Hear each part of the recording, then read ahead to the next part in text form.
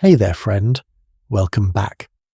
Get comfortable, settle in, and let me tell you a story tonight that might just change the way you look at your bathroom cabinet forever. Picture this. It is the year 1575, and you're standing in the private chambers of the most powerful woman in the world, Queen Elizabeth I of England, the Virgin Queen, the woman who defeated the Spanish Armada, who ruled an empire, who held the fate of millions in her hands. But right now, in this quiet moment before she faces her court, she's doing something that'll slowly kill her. She's putting on her makeup. Her lady-in-waiting brings forward a small porcelain jar. Inside is a thick white paste. Venetian ceruse, they call it. It costs a fortune. It is made from white lead and vinegar ground together into a smooth cream. Elizabeth takes a brush and begins to paint her face, layer after layer. Not just a light dusting, mind you. We are talking about a mask. A beautiful, deadly mask that covers the smallpox scar she desperately wants to hide. And with each stroke, with each day, with each year, she's poisoning herself. Her hair will fall out. Her teeth will rot and blacken. Her skin beneath that perfect white facade will become so damaged that she will need even more makeup to cover it. A vicious, terrible cycle.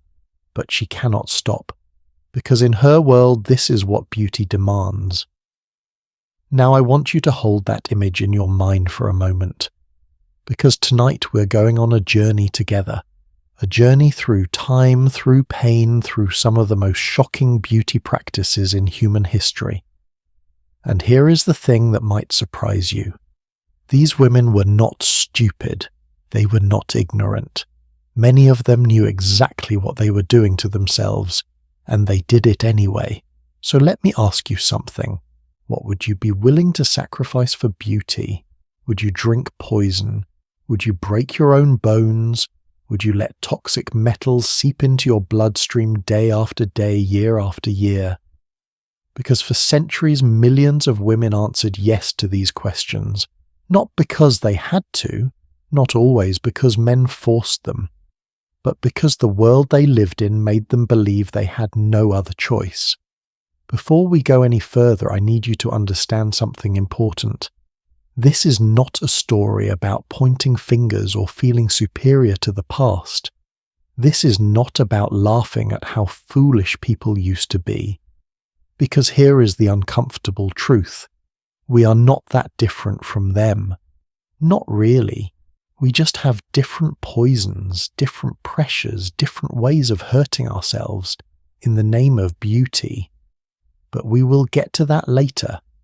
Right now, let us go back to Elizabeth, because her story is not unique. It is just the most famous version of something that happened across continents, across cultures, across thousands of years, the deadly pursuit of the perfect face. Elizabeth was not the first person to use lead makeup, not even close. The ancient Egyptians were doing it 3,500 years before she was born. When archaeologists opened the tomb of Lady Huangsheng in China, who died in 1243, they found her feet wrapped in gauze and tucked into tiny lotus shoes. But they also found something else, traces of lead-based cosmetics on her preserved skin. The ancient Greeks slathered lead cream all over their faces. The Romans did it too. For thousands of years across every continent, people were putting one of the most toxic substances on Earth directly onto their skin, and they knew it was dangerous. At least some of them did.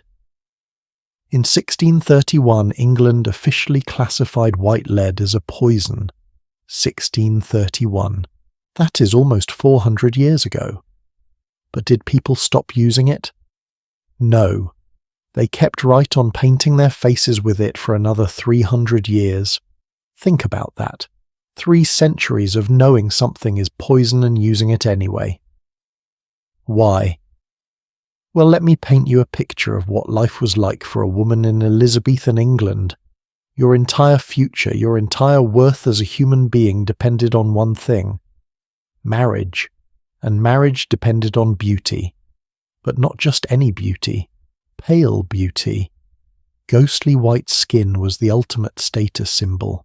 It meant you did not have to work outside. It meant you were refined, delicate, valuable. A woman with tanned or ruddy skin was a peasant, a field worker, someone of no consequence. So if you were a lady, or if you wanted to be treated like one, you painted yourself white, no matter the cost. But here is where it gets really heartbreaking. Elizabeth had smallpox when she was 29 years old. She survived, but the disease left her face scarred and pitted. In a world where a woman's beauty was her currency, this was devastating. So she turned to the only solution available to her, Venetian ceruse, that beautiful smooth white lead paste that could cover anything. And it worked. It made her skin look flawless, porcelain perfect, ageless, except it was not ageless. It was aging her faster than anything else could. Lead is what we call a cumulative poison. That means it builds up in your body over time. Your liver cannot process it. Your kidneys cannot filter it out. So it just sits there in your bones, in your organs, in your brain, doing damage day after day. The symptoms start slowly. Maybe you feel tired more often. Maybe your stomach hurts. Maybe you get headaches. Then your hair starts falling out. Your gums start bleeding. Your teeth loosen and fall out. Your skin underneath all that makeup starts to turn grey and then black. So you apply more makeup to cover the damage, which causes more damage, which requires more makeup. Some historians believe this is what killed Elizabeth. We will never know for sure because they did not do autopsies on queens. But in the months before her death in 1603, she refused to eat or drink. Her ladies reported that she'd become paranoid, angry, difficult. Classic symptoms of lead poisoning. She died at 69, which was actually pretty old for the time. But the quality of those later years, the pain she must have been in, that is the part the history books gloss over. And here is what really gets me. Elizabeth was not some victim. She was one of the smartest, most educated women of her age. She spoke 6 languages. She was a brilliant strategist. She knew more about politics and power than almost anyone alive, and yet she poisoned herself. Because even the most powerful woman in the world was not immune to the tyranny of beauty standards. But let us be honest about something else. It was not just vanity. That is too simple, too easy. Elizabeth ruled in a world of men who were constantly looking for reasons to say she was unfit to lead. Her appearance mattered politically. A sickly-looking queen was a weak queen. A scarred queen was damaged goods. So she painted on strength. She painted on health. She painted on the image of an eternal, unchanging monarch. The virgin queen who never aged, never weakened, never faltered. And if that required poison, well, that was just the price of power. Now you might be thinking, okay, but that was royalty. Surely regular women did not do this. Oh, my friend, if only. The lead makeup industry was massive. In England, in France, in Italy, in Spain. Everywhere you looked, women were buying these products. Rich women, middle-class women, even some poorer women who saved up for special occasions. There were street vendors selling cheaper versions made with even more dangerous formulas. There were recipe books teaching women how to make it at home, and the marketing, it was genius. Absolutely genius. They did not call it lead makeup. That would be too obvious. They gave it beautiful names: Venetian ceruse, spirits of satin, blanc de pearl, pearl powder. They sold it in gorgeous little pots and jars. They had testimonials from satisfied customers. They even had doctors endorsing it. Yes, doctors. Physicians who should have known better were being paid to say these products were safe, beneficial even. Sound familiar? It should. Because this exact same pattern has repeated itself over and over throughout history. Companies make something dangerous. They package it beautifully. They pay experts to lie about it. They prey on people's insecurities, and by the time everyone realizes what is happening, millions of people have already been hurt. But here is what I find most fascinating about the lead makeup story. Women wrote about it. They talked about it. We have diaries and letters from the 1600s and 1700s where women discuss the fact that their makeup is making them sick. And you know what they say? They say things like, "Well, it is worth it," or "I know it is bad for me, but what else can I do?" or "I will just use a little less this week." There is one letter I came across in my research that has stuck with me. It was from a woman in 1762. She wrote to her sister about how her hair was falling out, how her teeth hurt, how she felt weak all the time. And then she wrote, and I am paraphrasing here, but I must keep using it for I cannot bear to be seen without it. I cannot bear to be seen without it. Let that sink in. She literally could not imagine facing the world with her natural face. The makeup that was destroying her had become more essential than her health. This is the psychological trap that beauty standards create. Once you start, it is almost impossible to stop, because stopping means facing all the damage you have already done. It means admitting that you have been hurting yourself. It means showing the world a version of yourself that you have learned to hate. So you keep going. You keep applying the poison. You keep telling yourself it will be fine. You keep believing that beauty is worth this price. And the saddest part, for many women it was worth it. Not because they were vain or foolish, but because it worked.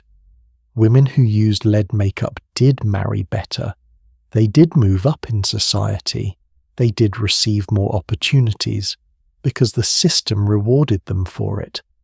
The system that was slowly killing them was also the only system they had access to. So they played by its rules even when those rules were written in poison.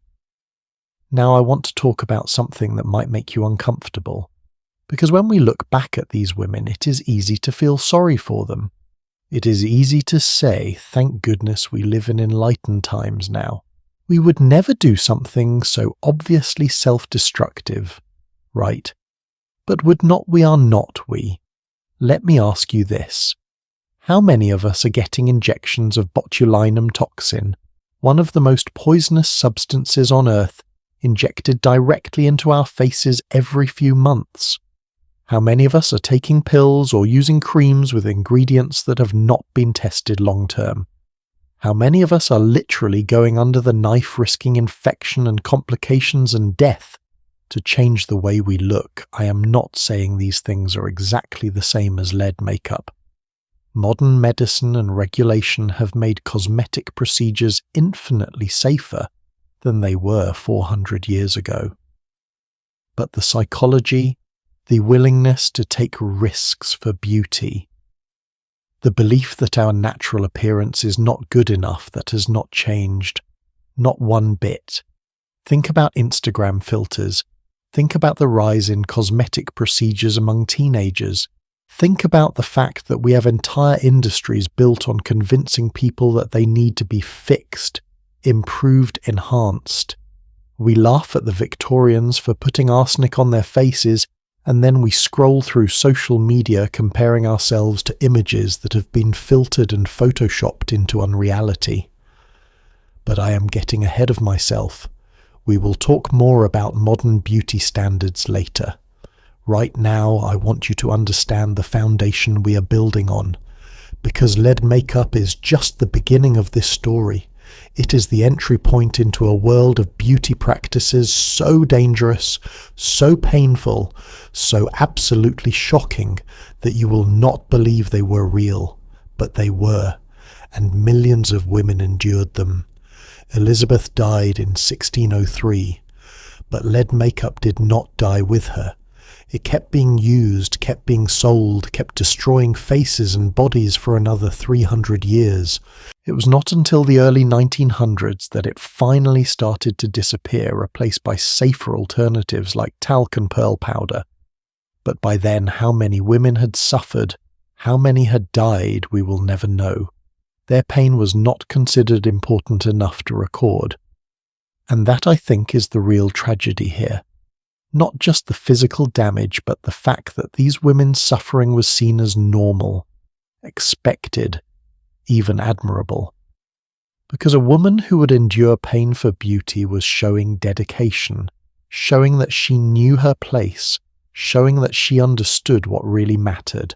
Her appearance, not her health, not her happiness, not her longevity, just how she looked to the world. So, here we are at the end of our first chapter. We have met Elizabeth the Queen who painted herself to death. We have seen how one beauty standard, one toxic substance, can hold an entire culture in its grip for thousands of years. And we've started to ask the uncomfortable questions. Why? Why did they do it? Why do we still do it? But this is just the tip of the iceberg.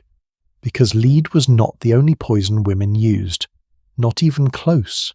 In fact, there was something even more insidious, even more widely used, even more deadly waiting in the wings, something that promised beauty through a different kind of white powder, something that you could not just put on your skin, you could eat it, you could swallow it, you could invite it right into your bloodstream where it would stay forever.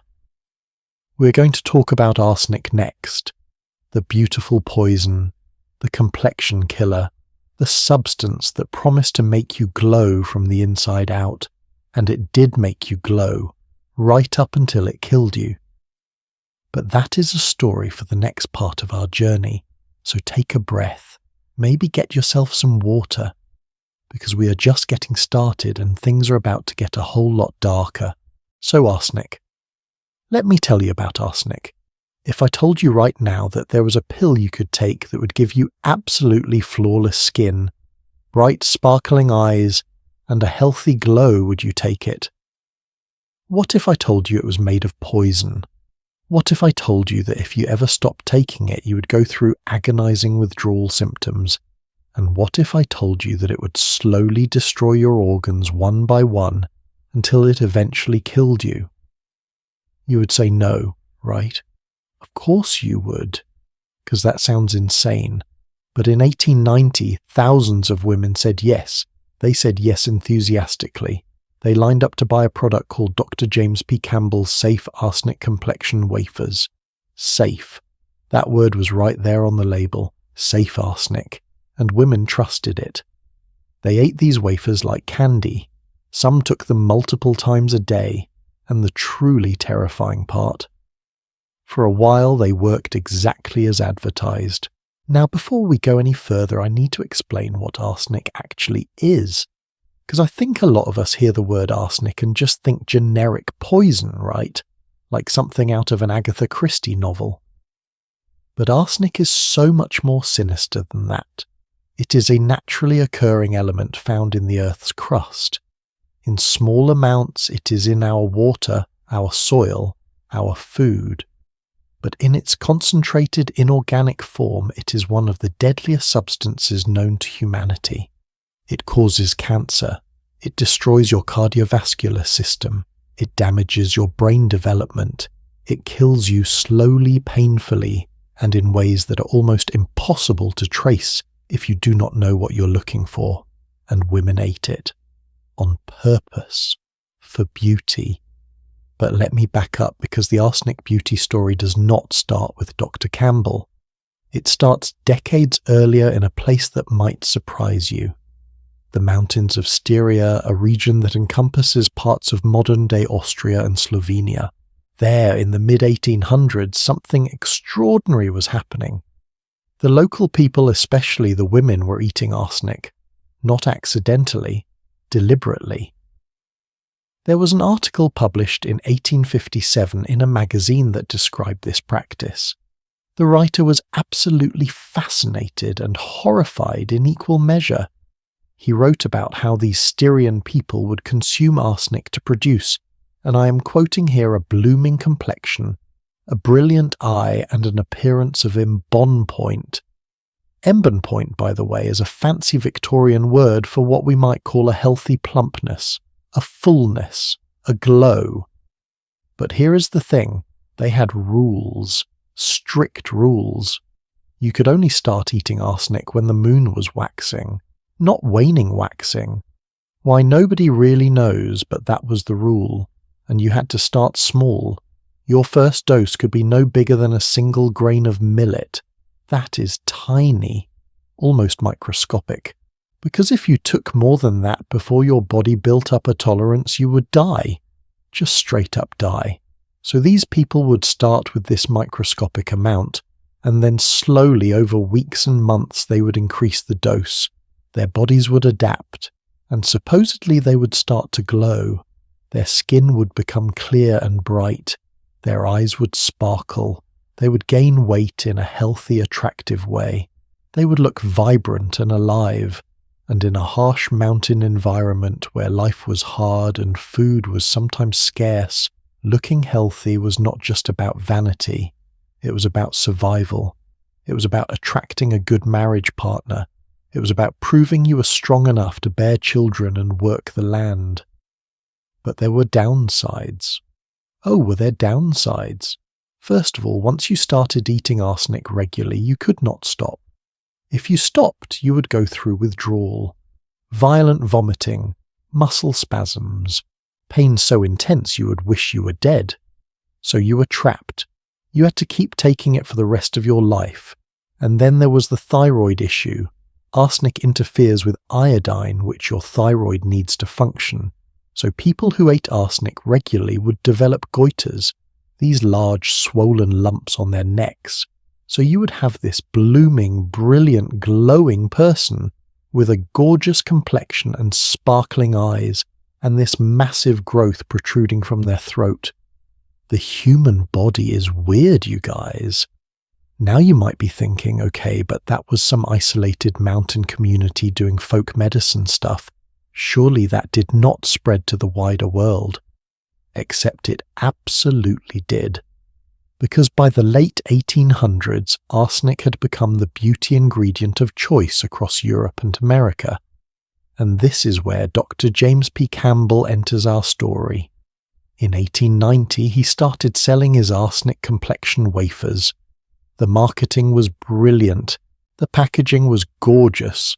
Little tins with beautiful lettering, and the promises they were everything a woman could want. The label claimed these wafers would remove freckles, blackheads, pimples, what they called vulgar redness yellow, or muddy skin and other facial disfigurements. Disfigurements. They called freckles disfigurements, and Dr. Campbell absolutely guaranteed that his wafers were safe and harmless to anybody. He said you could eat them with complete confidence. He had testimonials. He had before and after photos. He had everything a good snake oil salesman needed, except an actual safe product. Women bought them by the thousands. They followed the instructions carefully. Usually 1 to 3 wafers per day dissolved slowly in the mouth, and for a lot of them it worked. Their skin did clear up. They did get that glow. Because here is the thing about arsenic. In small doses it does change your appearance. It kills the bacteria on your skin.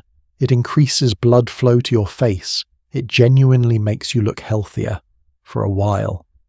But what arsenic is actually doing underneath that beautiful exterior is destroying your red blood cells. It is damaging your liver. It is poisoning your kidneys.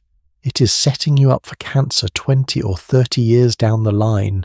It is a time bomb wrapped in a pretty package. And here is the part that makes me genuinely angry.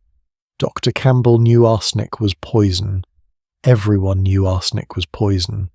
By 1890, arsenic had been used as a murder weapon so many times that it was infamous. There were famous cases all across Europe of people being poisoned with arsenic. It was called inheritance powder because people would use it to speed up their inheritances. The symptoms were well documented, the dangers were well known. But Campbell put the word safe right there on the label, and because he was a doctor, because he had that title, people believed him, they trusted him, and he made a fortune while slowly killing his customers. There is one aspect of this that I find particularly haunting. Arsenic has this ironic property where it can actually make your skin worse in the long term. People who are exposed to arsenic regularly develop something called arsenical keratosis. These are dark, rough patches on your skin, usually on your hands and feet.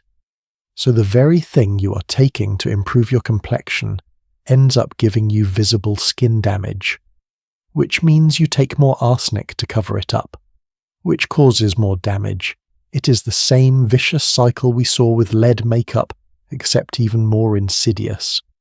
But at least with lead makeup you were putting it on your skin. With arsenic you were swallowing it. You were inviting it directly into your bloodstream, your organs, your bones. There was no barrier, no protection, just poison flowing through your body, accumulating in your tissues, waiting to do its damage.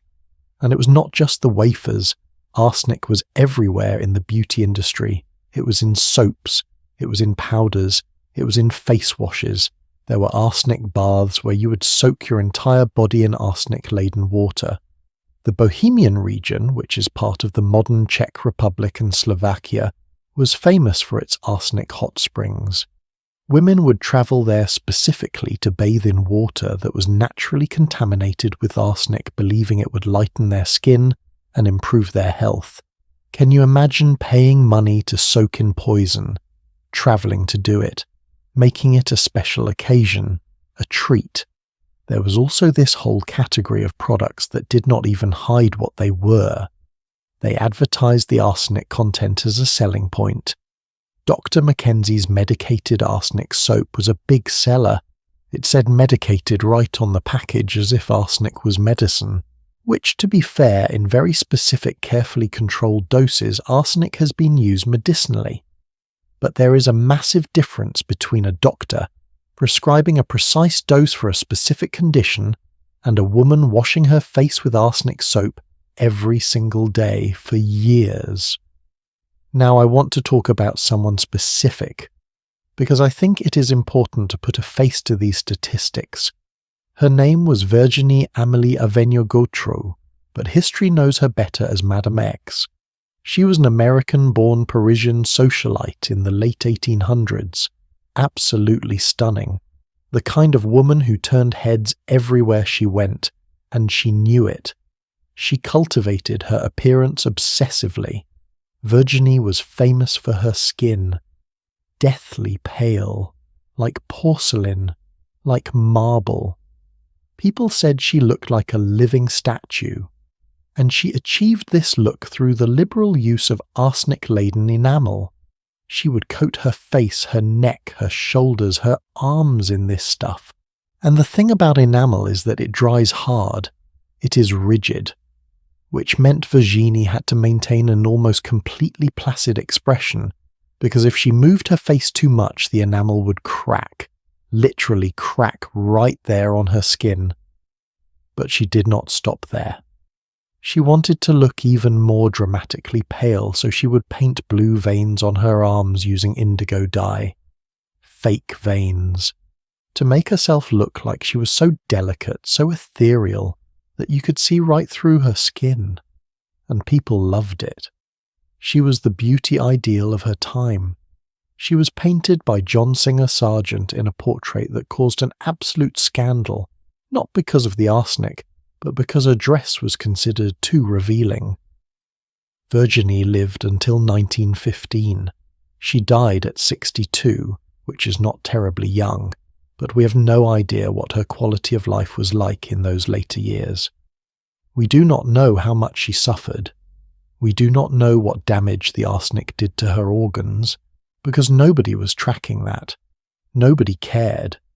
What mattered was that she had been beautiful, that she had been the ideal, and thousands of women tried to copy her, coating themselves in the same poison, chasing the same ghostly perfection.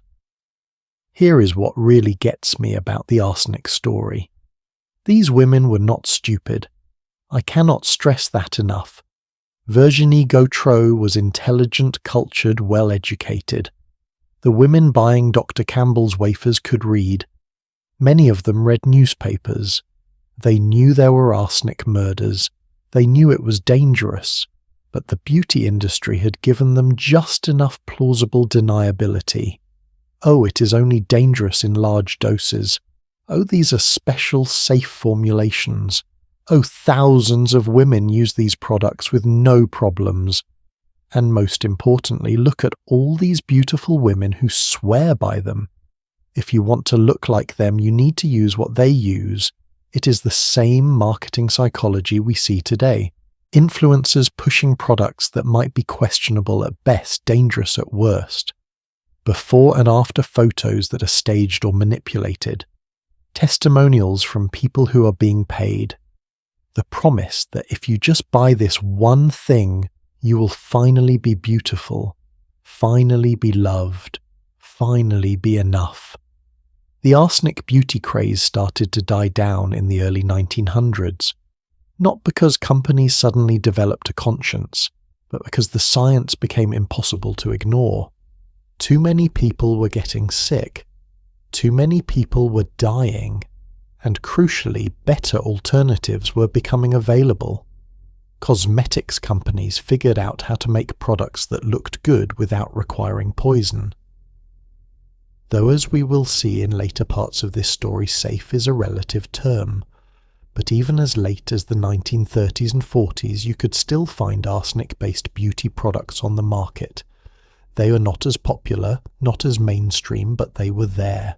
Quietly poisoning the women who used them. Quietly making fortunes for the men who sold them. I think the arsenic story is particularly important because it shows us something crucial about human nature. We are very good at rationalizing danger when we want something badly enough. We are very good at believing that the rules do not apply to us, that we will be the exception, that we can control the uncontrollable, and the beauty industry then and now is very good at exploiting that. They know that if they can make you feel bad enough about yourself, you will buy almost anything. They know that if they can show you an ideal that seems just barely out of reach, you will keep reaching for it. Keep buying. Keep trying. Keep poisoning yourself little by little in the hope that one day you will finally be good enough. But here is the truth that nobody wanted to say back then, and that we still struggle to say now. You were always good enough. Your face, your body, your skin, whatever you were born with, it was always enough. The problem was never you. The problem was a system that made money by convincing you otherwise. And that is a hard truth to sit with, because it means admitting that a lot of the suffering was unnecessary. It means acknowledging that these women were victims of something much bigger than their own vanity. They were victims of an industry, of a culture, of a set of standards that were designed to be impossible to meet without help from products that could never actually deliver on their promises. Arsenic did not make women beautiful. It made them sick while making other people rich. But we are not done yet. Not even close. Because if you thought lead and arsenic were bad, wait until you hear about what else women were putting on their faces. Wait until you hear about the metal that turned people mad. The metal that was in everything from eyeshadow to rouge to skin cream. The metal that even today in some parts of the world is still poisoning women who just want to look a little lighter, a little brighter, a little more acceptable. We are going to talk about Mercury. And trust me, this story gets darker before it gets any better. Mercury has a strange kind of beauty to it, does not it? If you have ever seen it in its liquid form, it is mesmerizing. This silvery, shimmering substance that rolls and pools like living metal. It looks almost magical, almost alive. The ancient alchemists called it quicksilver because it seemed to move on its own, to have some kind of spirit inside it. And maybe that is why, for hundreds of years, people convinced themselves it could not possibly be as dangerous as it actually was. Because something that beautiful, that fascinating, surely could not be pure poison. Right, wrong. So very, very wrong. Let me tell you about a woman. Her name is not recorded in the history books, which is frustrating but sadly typical. But her case is documented in medical literature from 2010. She was 28 years old. She lived a normal life, had a normal job, normal dreams. And then she decided she wanted lighter skin. So she went to a beauty salon. Not some back alley operation, mind you. A regular salon. The kind of place you or I might walk into without thinking twice about it. They offered her a skin lightening treatment. She thought, why not? It was expensive, which made her think it must be good quality, professional, safe. So she started going regularly, once a week, then twice a week. For 11 months she received these treatments, and for a while she probably thought it was working. Her skin was changing, getting lighter. But then other things started changing too. Her joints began to hurt. Not just a little soreness, real debilitating pain. Her face started swelling. Badly. She could barely recognize herself in the mirror. And when she finally went to the hospital, the doctors discovered something terrifying. Her kidneys were failing. She had developed nephrotic syndrome. Her body was essentially shutting down. The cause. The skin lightening treatments were laced with mercury, high levels of mercury, and for 11 months it had been seeping into her skin, into her bloodstream, into her organs. She stopped the treatments immediately, of course. She went through intensive medical care, and she survived. But her kidneys will never be the same. At 28 years old, she will deal with the consequences of those 11 months for the rest of her life. Now you might be thinking, okay, but that was a modern case, some illegal operation using banned substances. That is not the same as historical beauty practices. Except here is the thing, that case from 2010. It is exactly the same as what happened to women in the 1800s. Same substance, same promises, same devastating consequences. The only difference is that back then it was completely legal. It was recommended. It was prescribed by doctors. Let me take you back to the Victorian era, the 1860s, 1870s, 1880s. This was the golden age of mercury in cosmetics. And when I say it was everywhere, I mean everywhere. It was in rouge for your cheeks, it was in eyeshadow, it was in cold creams, it was in acne treatments, it was in freckle removers, it was in products designed to restore lost eyelashes. Mercury was the miracle ingredient that could supposedly fix any skin problem you had. There was even a popular column in Harper's Bazaar called The Ugly Girl Papers. I know the title alone is enough to make you cringe. But this column ran for years, and it gave beauty advice to women. And one of its most frequent recommendations, mercury, specifically something called bichloride of mercury for treating blemishes. Now, bichloride of mercury is also known as mercuric chloride, and you know what else it is known as an extremely corrosive poison. It is so toxic that it has been used as a disinfectant and a pesticide. You know, to kill things. But sure, let us put it on our faces. What could possibly go wrong? There was an 1874 article from the Ugly Girl Papers that recommended something even more horrifying. It suggested using an ointment made of nitric oxide of mercury mixed with lard, and you were supposed to rub this at the edges of your eyelids to restore lost eyelashes. Let me repeat that. Rubbing a mercury compound into the delicate skin around your eyes, the same eyes you need to see. And people did it. They trusted these recommendations because they appeared in respectable publications, because they came from people who presented themselves as experts, because the alternative was living with imperfect skin, and that was simply not acceptable. But what does mercury actually do to your body? Well, I'm glad you ask, because it is absolutely nightmarish. Mercury is what we call a neurotoxin. That means it specifically targets your nervous system. It crosses the blood-brain barrier, which is your brain's natural defense system, and it just sets up shop in there. And once it is in your brain, it starts causing chaos. The early symptoms are subtle. Maybe you feel a little shaky. Maybe your hands tremble. Maybe you have trouble sleeping. Maybe you get headaches. You might dismiss these things as stress or aging or just being tired, but underneath the mercury is building up, accumulating, doing damage that cannot be undone. As it progresses, the symptoms get worse, much worse. You start losing your memory. You have trouble concentrating. You get mood swings, depression, anxiety, irritability that turns into rage. You might start having hallucinations. Your personality changes. The person you were starts to disappear, replaced by someone you do not recognize. There is a reason we have the phrase mad as a hatter. Hat makers used to use mercury in the felting process, and after years of exposure they would develop what we now call Mad Hatter syndrome. Tremors, slurred speech, memory loss, hallucinations, emotional instability. The same thing that happened to hat makers happened to women using mercury cosmetics. They were slowly going mad and they had no idea why. But mercury does not stop with your brain.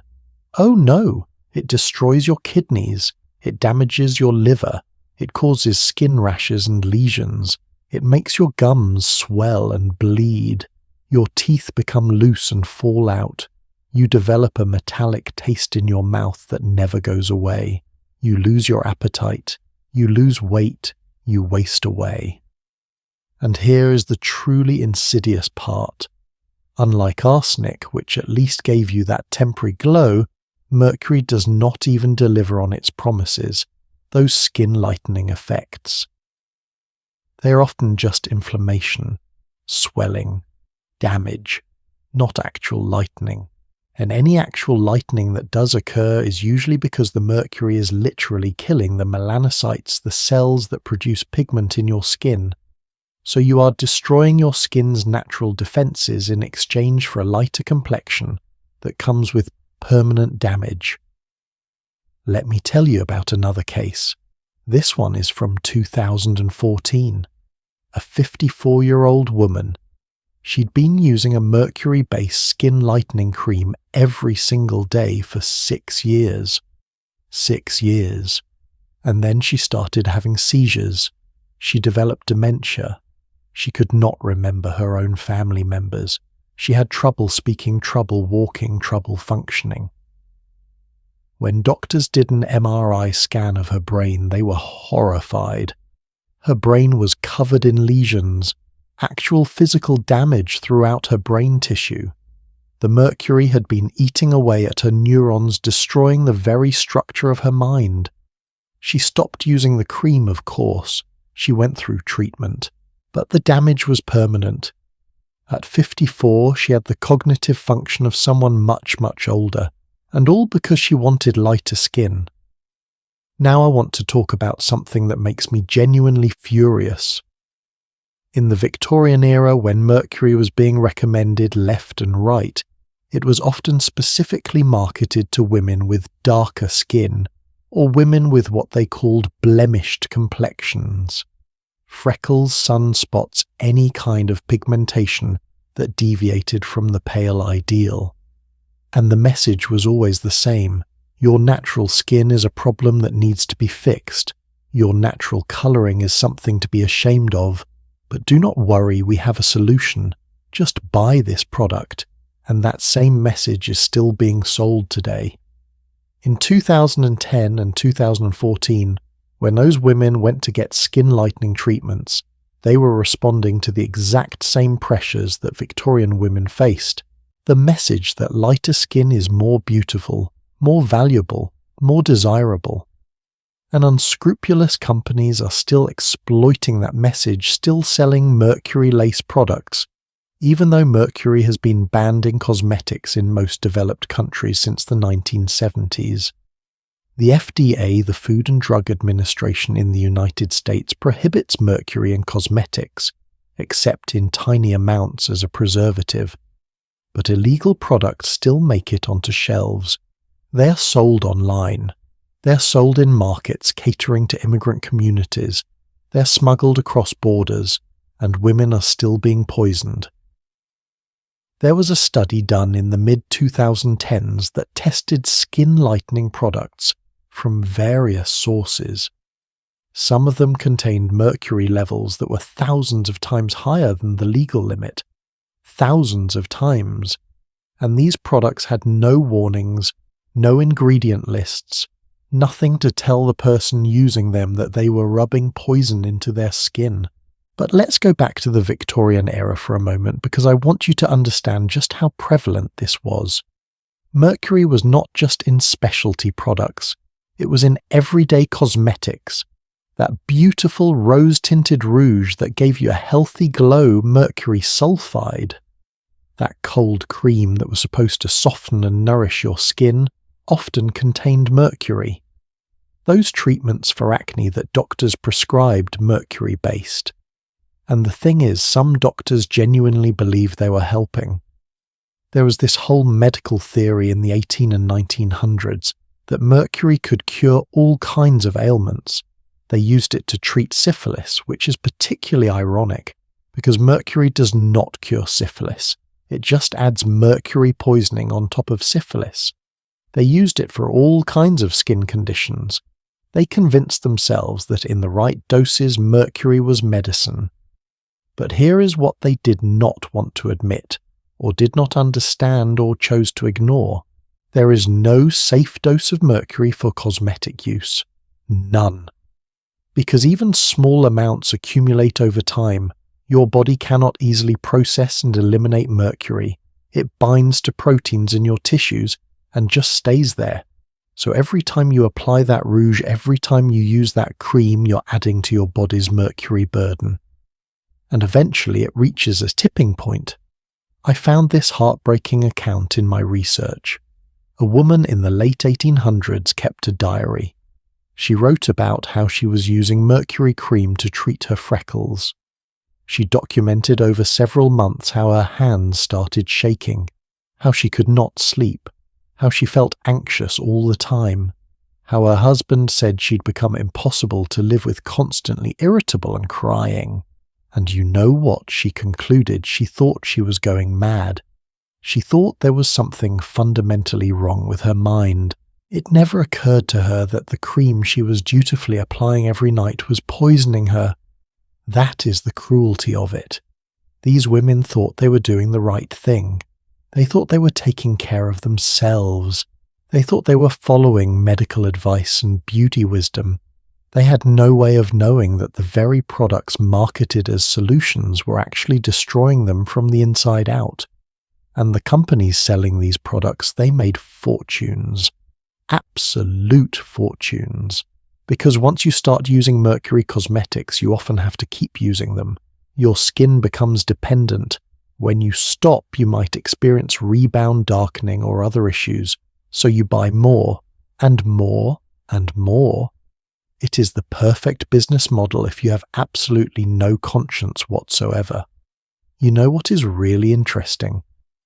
If you look at photographs from the Victorian era, you can sometimes see evidence of mercury poisoning in people's faces. That slightly puffy look, the unnaturally smooth texture that comes from damaged skin, the strangely blank or strained expressions that might indicate neurological effects. We look at these pictures and think, oh, how formal and stiff people were back then. But maybe some of that stiffness was not choice. Maybe it was the physical manifestation of being slowly poisoned. There is one more thing I want to mention before we move on. Mercury does not just affect the person using it, it affects their children, If a pregnant woman is exposed to mercury, it crosses the placental barrier. It gets into the developing fetus. It can cause birth defects, developmental delays, neurological damage. So women who were using mercury cosmetics were not just harming themselves, they were potentially harming the next generation, and nobody told them, or if they did tell them, it was dismissed. Because beauty was more important than safety. Looking right was more important than being healthy. Fitting the ideal was more important than protecting yourself or your future children. The Mercury era in beauty started to wind down in the early 1900s, but it took until the 1970s for most countries to actually ban it. The 1970s. That is not ancient history. That is recent. Some of our grandmothers might have used mercury cosmetics, and as we have seen, mercury is still showing up in illegal products today. So here we are. We have talked about lead, which destroyed faces while creating a perfect white mask. We have talked about arsenic, which promised a glow while destroying organs, and now mercury, which drove people mad while supposedly lightening their skin. 3 different poisons, 3 different mechanisms of harm, but the same underlying story. Women being told their natural appearance was not good enough. Women being sold solutions that were actually poison. Women suffering and dying in the pursuit of an impossible ideal. But believe it or not, we're just scratching the surface. Because in the 1920s and 30s, the beauty industry discovered something new. Something that promised to make you literally glow. Something that was marketed as scientific, modern, cutting edge. Something that used the power of the atom itself to make you beautiful. We're going to talk about radioactive cosmetics, and I promise you this story is even more unbelievable than everything we have covered so far. Imagine walking into a pharmacy in Paris. It is 1933. The city is alive with art, with culture, with this intoxicating sense that the modern world is finally here. Science has given us electricity, automobiles, airplanes. We are living in the future. And there on the gleaming counter you see a beautiful silver and black compact. The label reads Thoradia, Scientific Method of Beauty. And in smaller letters a promise that catches your eye. Contains radium and thorium for a radiant complexion. Radium, the miracle element discovered by Marie and Pierre Curie, the substance that glows in the dark, the embodiment of atomic energy itself, and they are putting it in face cream. Would you buy it? Before you answer, consider this. The advertising shows a woman's face literally glowing, lit from below, looking ethereal and otherworldly. The price tag is high, which makes it seem luxurious, exclusive. The packaging is gorgeous Art Deco elegance at its finest. A doctor named Alfred Curie, sharing the same last name as the famous scientist, has supposedly formulated it. And the saleswoman assures you that thousands of Parisian women swear by it. So would you buy it because thousands of women did? They bought the face cream for 15 francs. They bought the soap for 3 francs. They bought the toothpaste for 6 francs. They bought the powder, the lipstick, the whole range, and they put radioactive materials on their faces, their lips, their teeth. Every single day. Now here is what absolutely fascinates me about this story. By 1933, radioactivity had been known for over 30 years. Marie Curie had won 2 Nobel Prizes for her work on radioactive elements, one in 1903, another in 1911. Scientists were studying radiation. They were beginning to understand what it could do. And yet somehow the dominant narrative was not danger. It was miracle. People called radium liquid sunshine. They genuinely believed that this mysterious energy radiating from these elements could only be beneficial.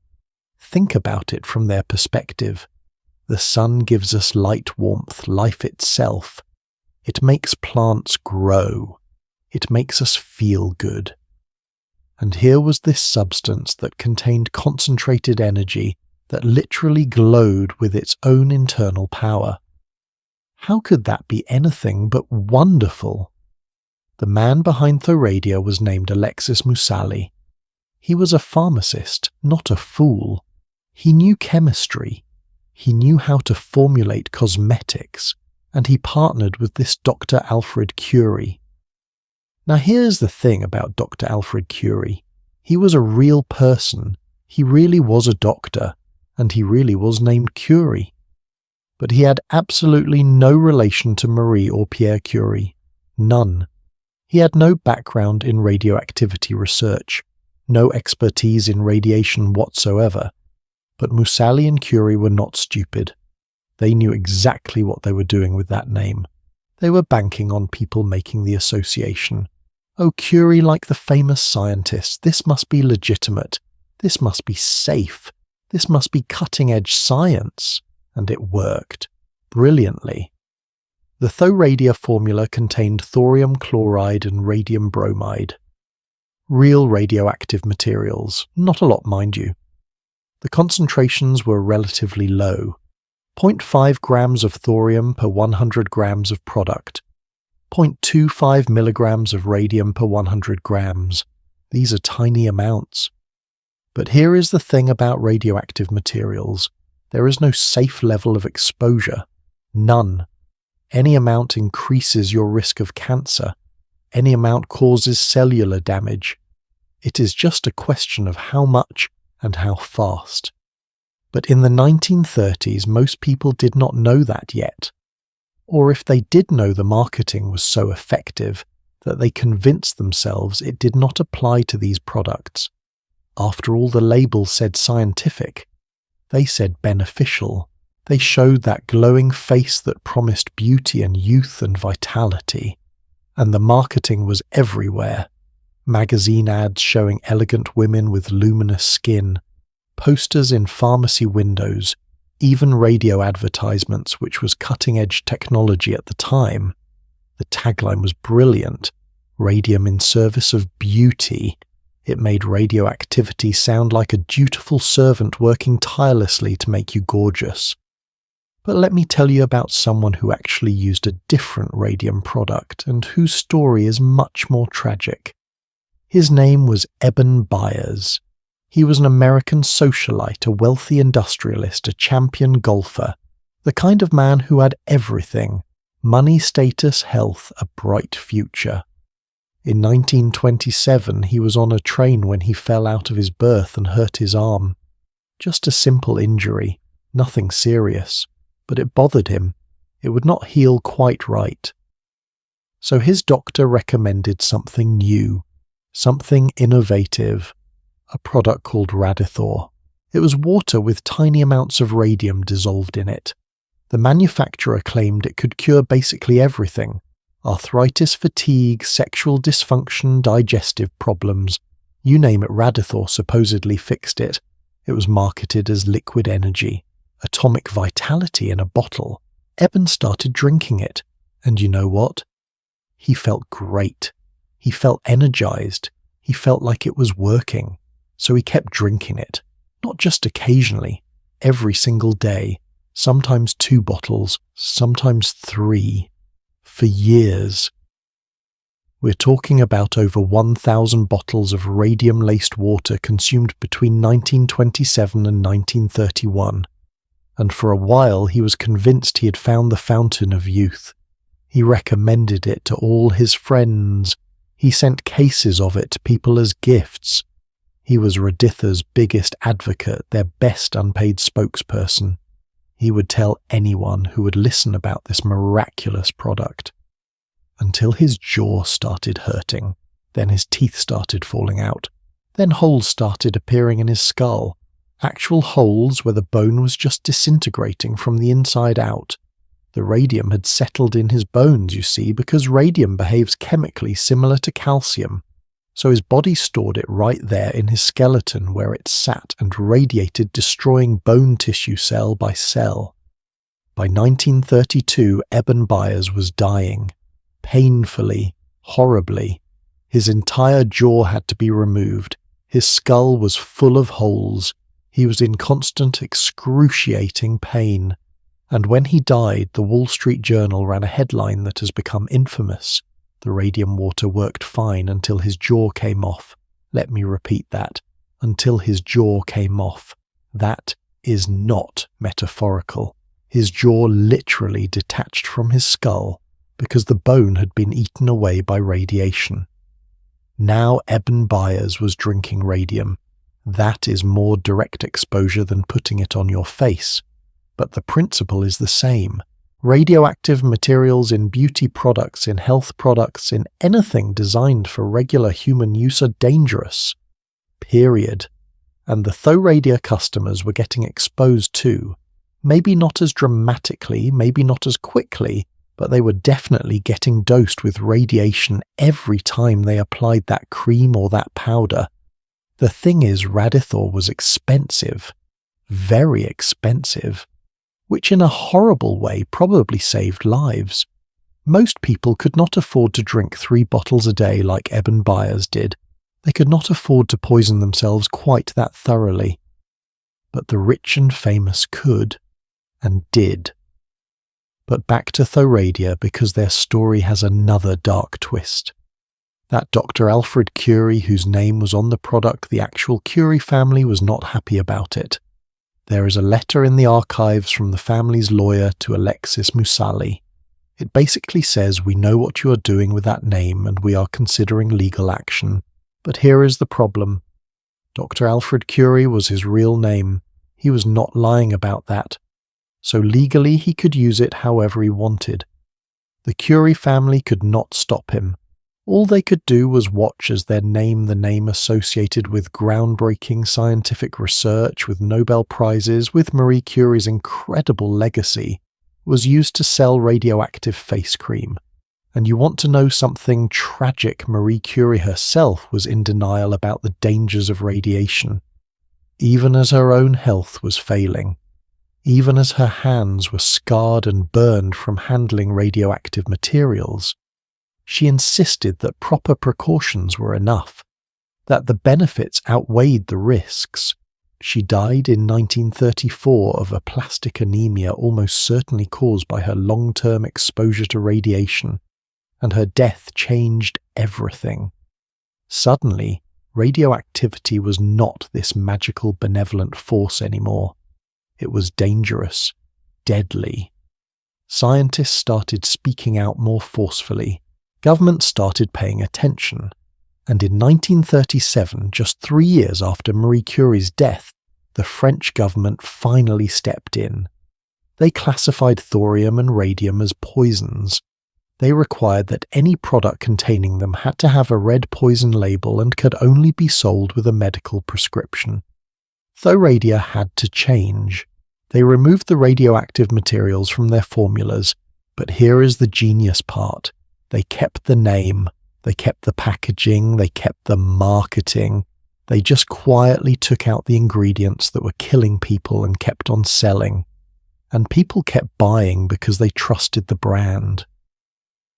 The company survived until 1962, long after the radioactive era had ended. But Thoradia was not the only player in the radioactive beauty game. There was a British company called Radium. Their advertisements promised that women would need no surgical treatments to bring out their beauty if they just used radio products. No surgery necessary when you have atomic energy on your side. They had the full range too. Creams, powders, soaps, all radioactive, all marketed as the height of modern science. There was another product called Artes. They claimed their hydrating cream ensured radiant youth and beauty. Radiant. That word again. It shows up over and over in radioactive cosmetics advertising. Because that was the sell, right? You would be radiant. You would glow.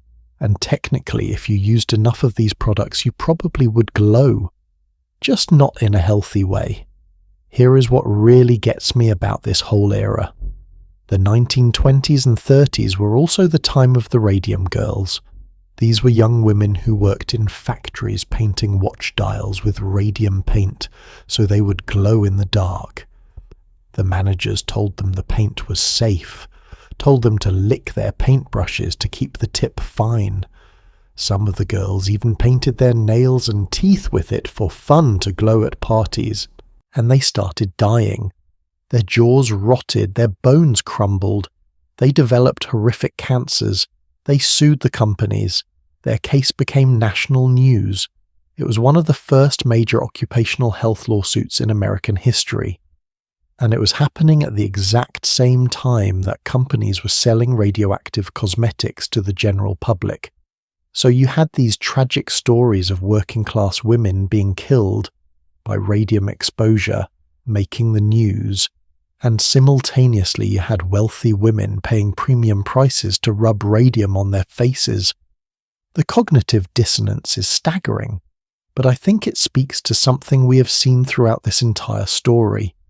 Class matters. The Radium Girls were workers, poor women, expendable in the eyes of the corporations employing them, but the women buying Thoradia, they were sophisticated Parisian ladies, educated, wealthy. Surely the rules were different for them. Surely their expensive products were safe, unlike the industrial paint the factory girls worked with. Except radioactivity does not care about your social class. It does not care how much you paid for your face cream. It does not care about your education or your sophistication or your bank account. It damages DNA. It causes mutations. It kills cells. Rich or poor radium is radium. And here is something that should terrify you. We still do not fully understand all the long-term effects of low-dose radiation exposure. We know it is bad. We know it causes cancer. We know it damages tissue. But the exact mechanisms, the cumulative effects of small amounts over time, we are still learning about that.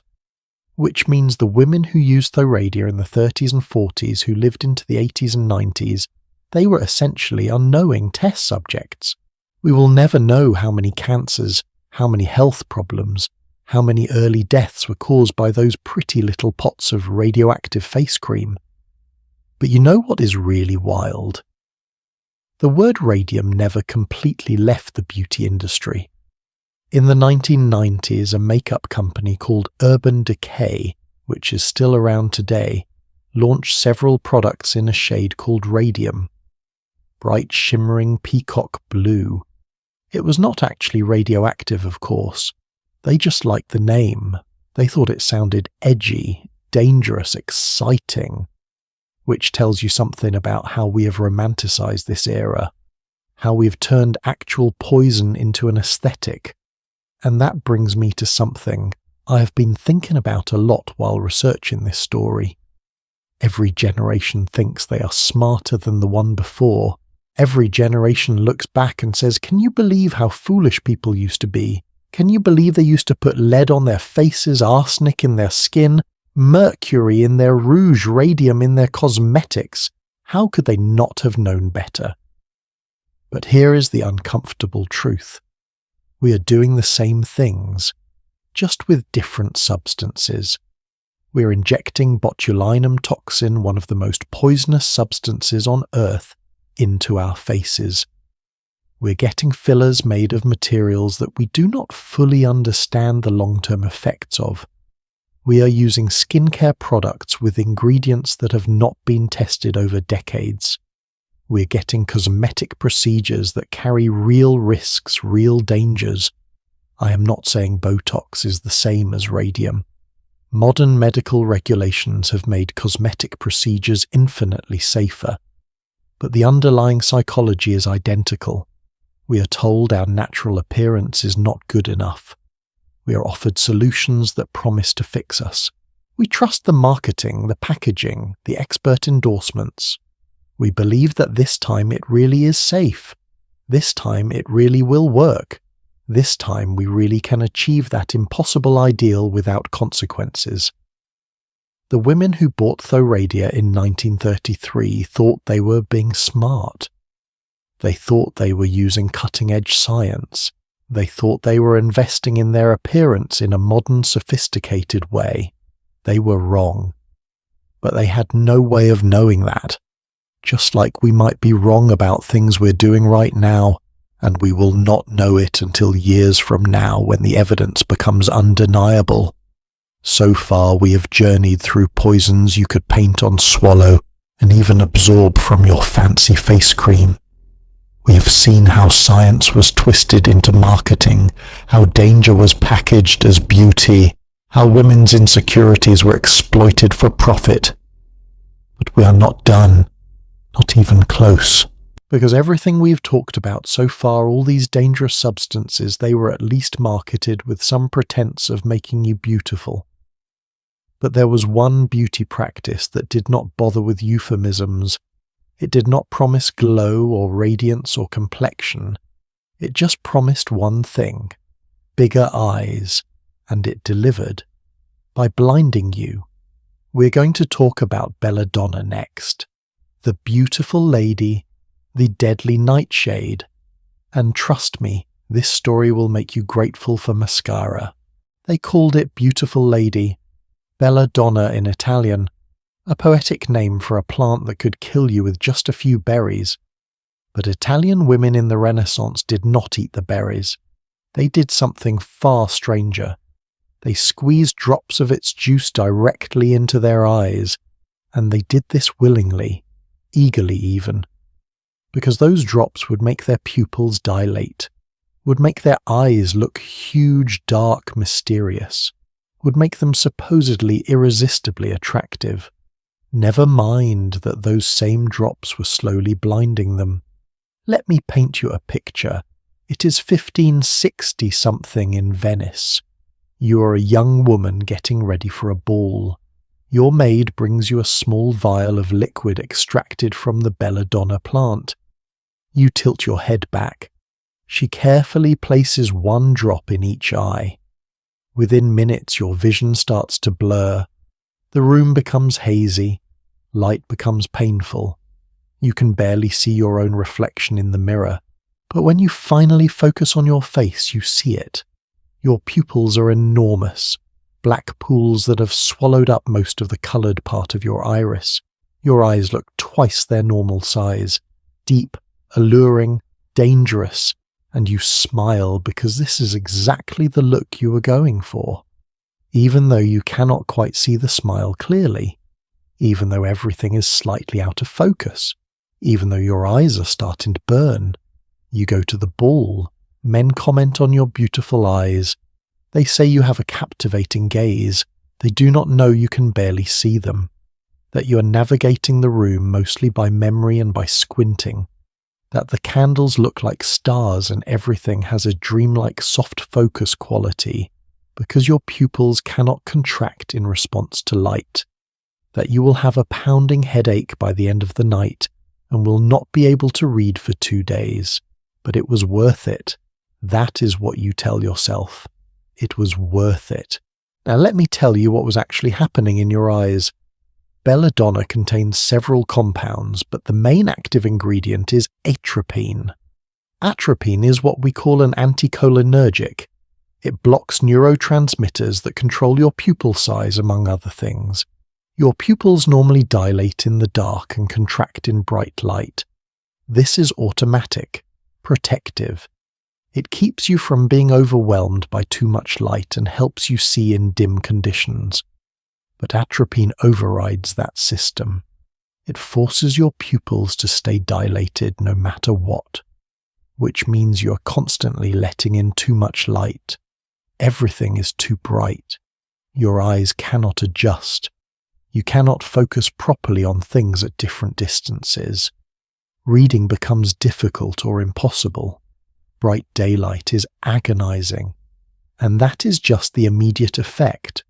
With repeated use, worse things happen. Your vision becomes permanently blurred. You develop chronic headaches.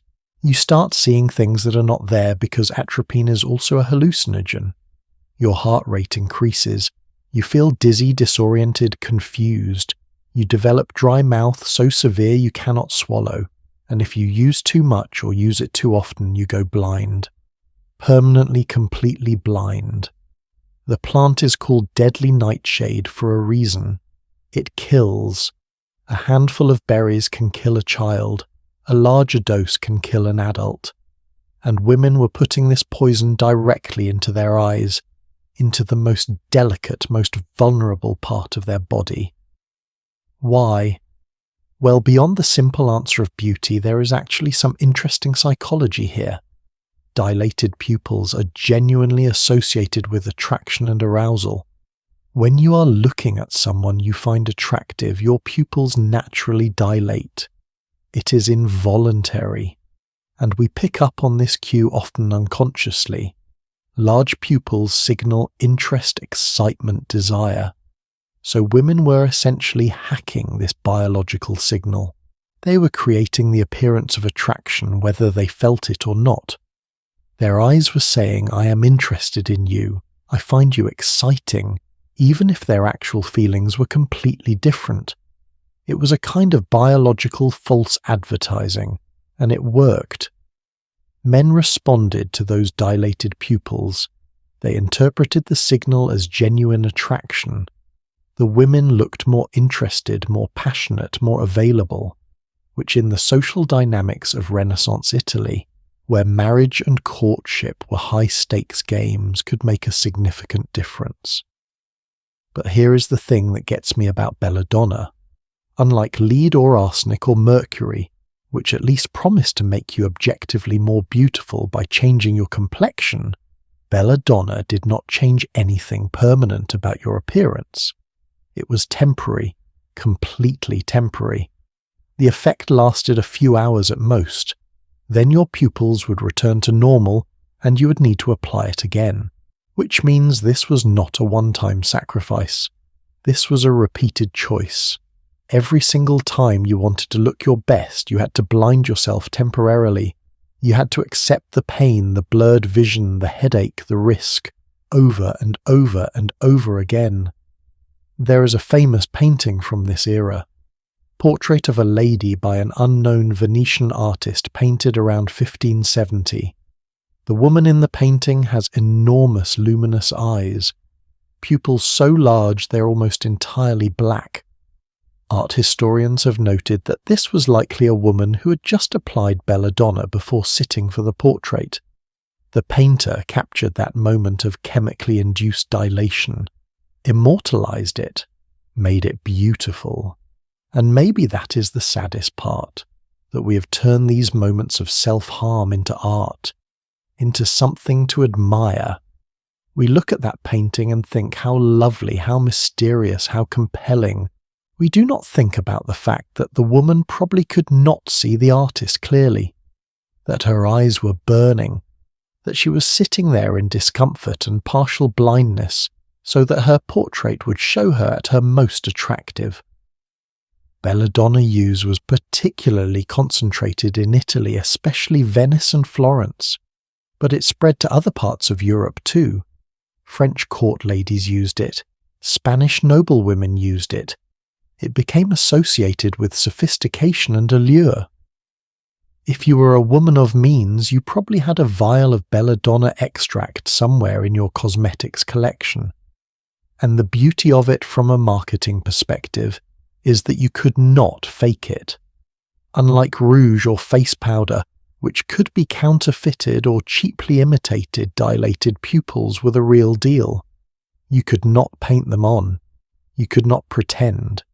You either used genuine Belladonna and genuinely dilated your pupils, or you did not. It was a verifiable luxury, a visible sign that you were willing to suffer for beauty. There are accounts from the period of women who went blind from Belladonna use, not just temporarily, permanently.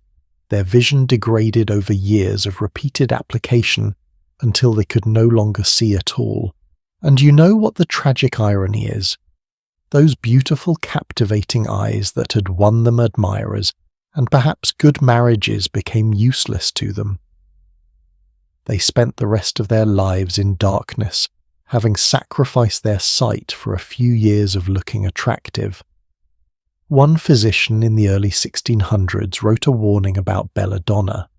He described a young woman beautiful and from a good family who had used the drops regularly for several years.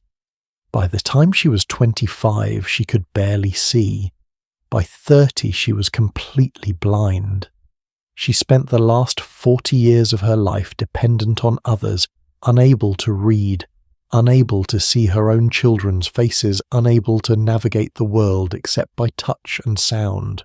And the physician noted with what sounds like frustration that even after this woman's fate became known in her community, other women continued using Belladonna. They knew the risk, they had seen the consequence, and they did it anyway. Because the alternative, appearing in public with normal-sized pupils with eyes that did not signal constant attraction and interest, felt worse than the risk of blindness. That is the power of beauty standards. They can make blindness seem like an acceptable price to pay. They can make women look at a cautionary tale and think, well, that will not happen to me. Or even if it does, at least I will have been beautiful first. Now, Belladonna eventually fell out of fashion mostly because medical knowledge advanced enough that doctors could effectively campaign against it. By the late 17th and early 18th centuries, its use had declined significantly. But it never completely disappeared. There are accounts of women using it well into the 1800s, though by then it was considered old-fashioned and dangerous. And here is a fun fact.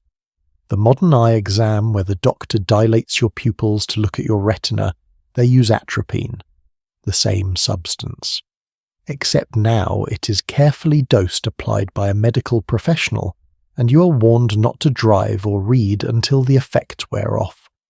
We took a poison that women use for beauty and turned it into medicine, which is either progress or irony depending on how you look at it. But I think the Belladonna story reveals something important that is different from the other substances we have talked about. Lead, arsenic, mercury, radium. Those were all cumulative poisons. They built up in your body over time. The damage was slow, often invisible, until it was too late. You could convince yourself it was not that bad because you did not see immediate consequences. Belladonna was immediate. You put it in your eyes and instantly you could not see properly. The cause and effect was obvious, undeniable, and women did it anyway. They chose temporary blindness for the sake of beauty, knowing exactly what they were choosing. That is not ignorance. That is not being tricked. That is a conscious trade-off. Vision for vanity, sight for status. And I think that tells us something uncomfortable about human nature. We are capable of making choices that we know are harmful, that we know are irrational, because the social reward feels worth it in the moment. We can know something is bad for us and do it anyway, because the alternative, being excluded or mocked or considered less attractive, feels unbearable. The women using Belladonna were not stupid. They were not victims of false advertising. They knew exactly what they were doing and why.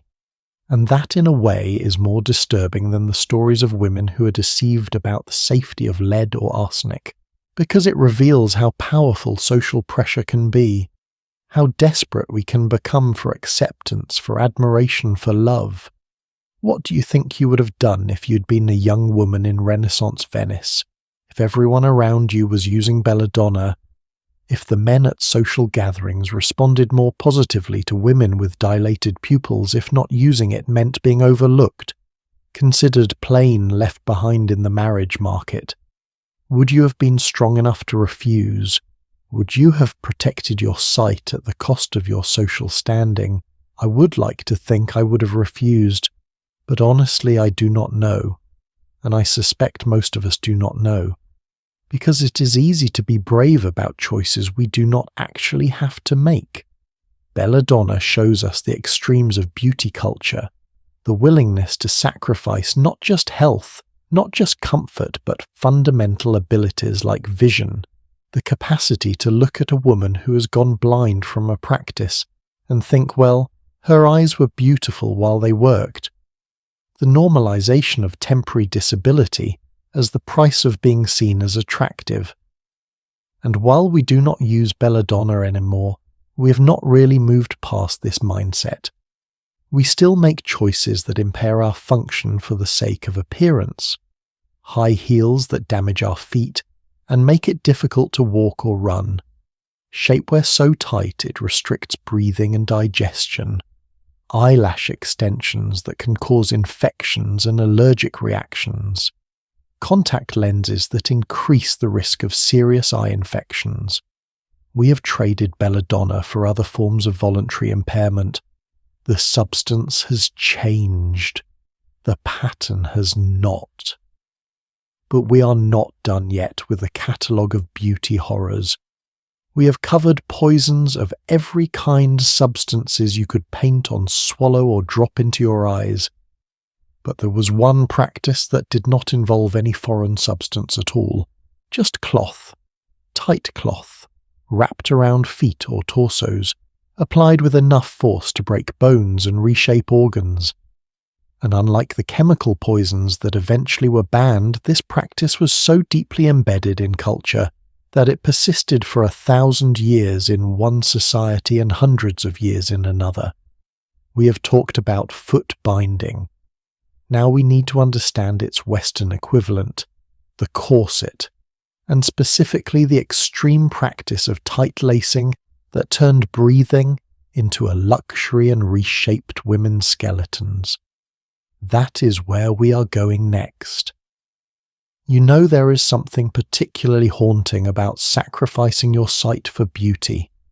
Your eyes are how you see the world, how you connect with others, how you read, how you navigate life.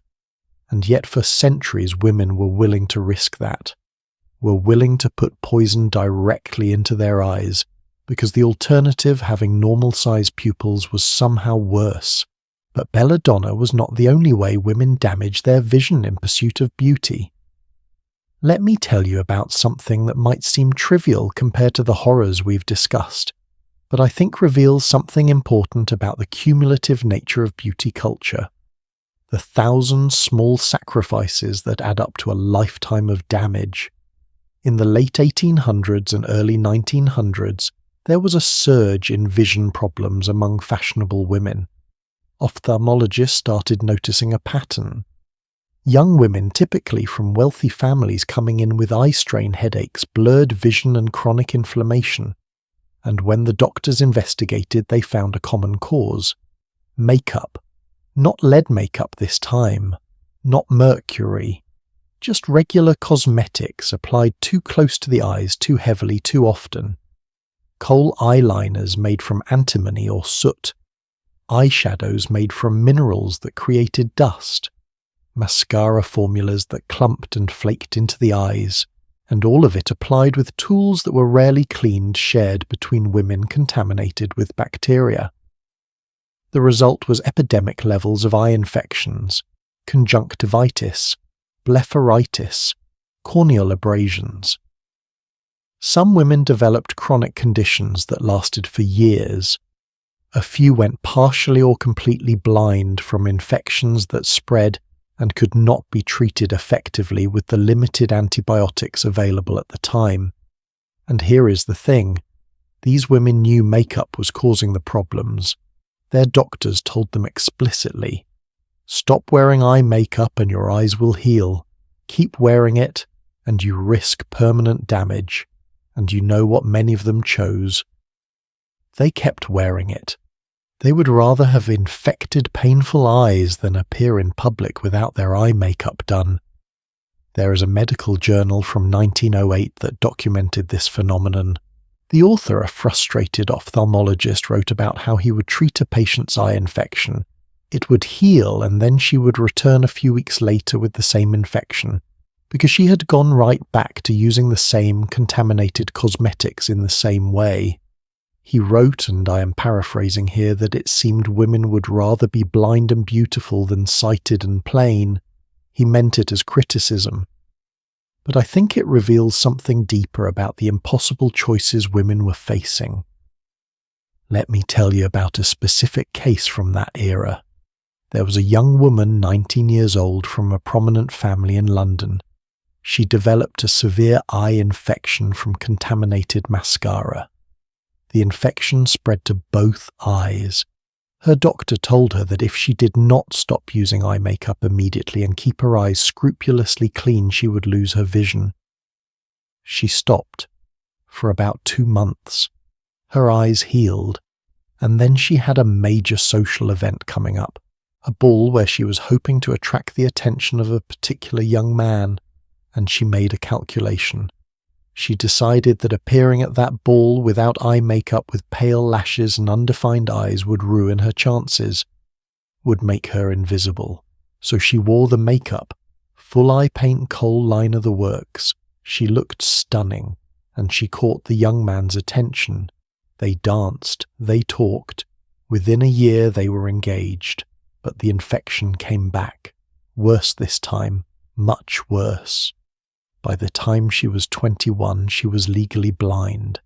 She could see light and shadow but no detail, could not read, could not see faces clearly, could not navigate unfamiliar spaces without assistance.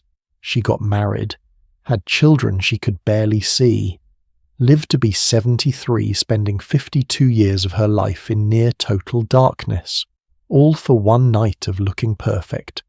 When I first read this case study, I was angry. How could she be so foolish? How could one night matter more than a lifetime of sight?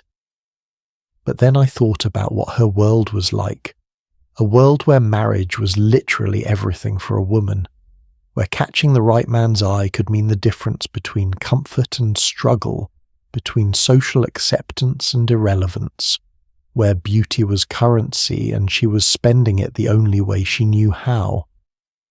Was she foolish?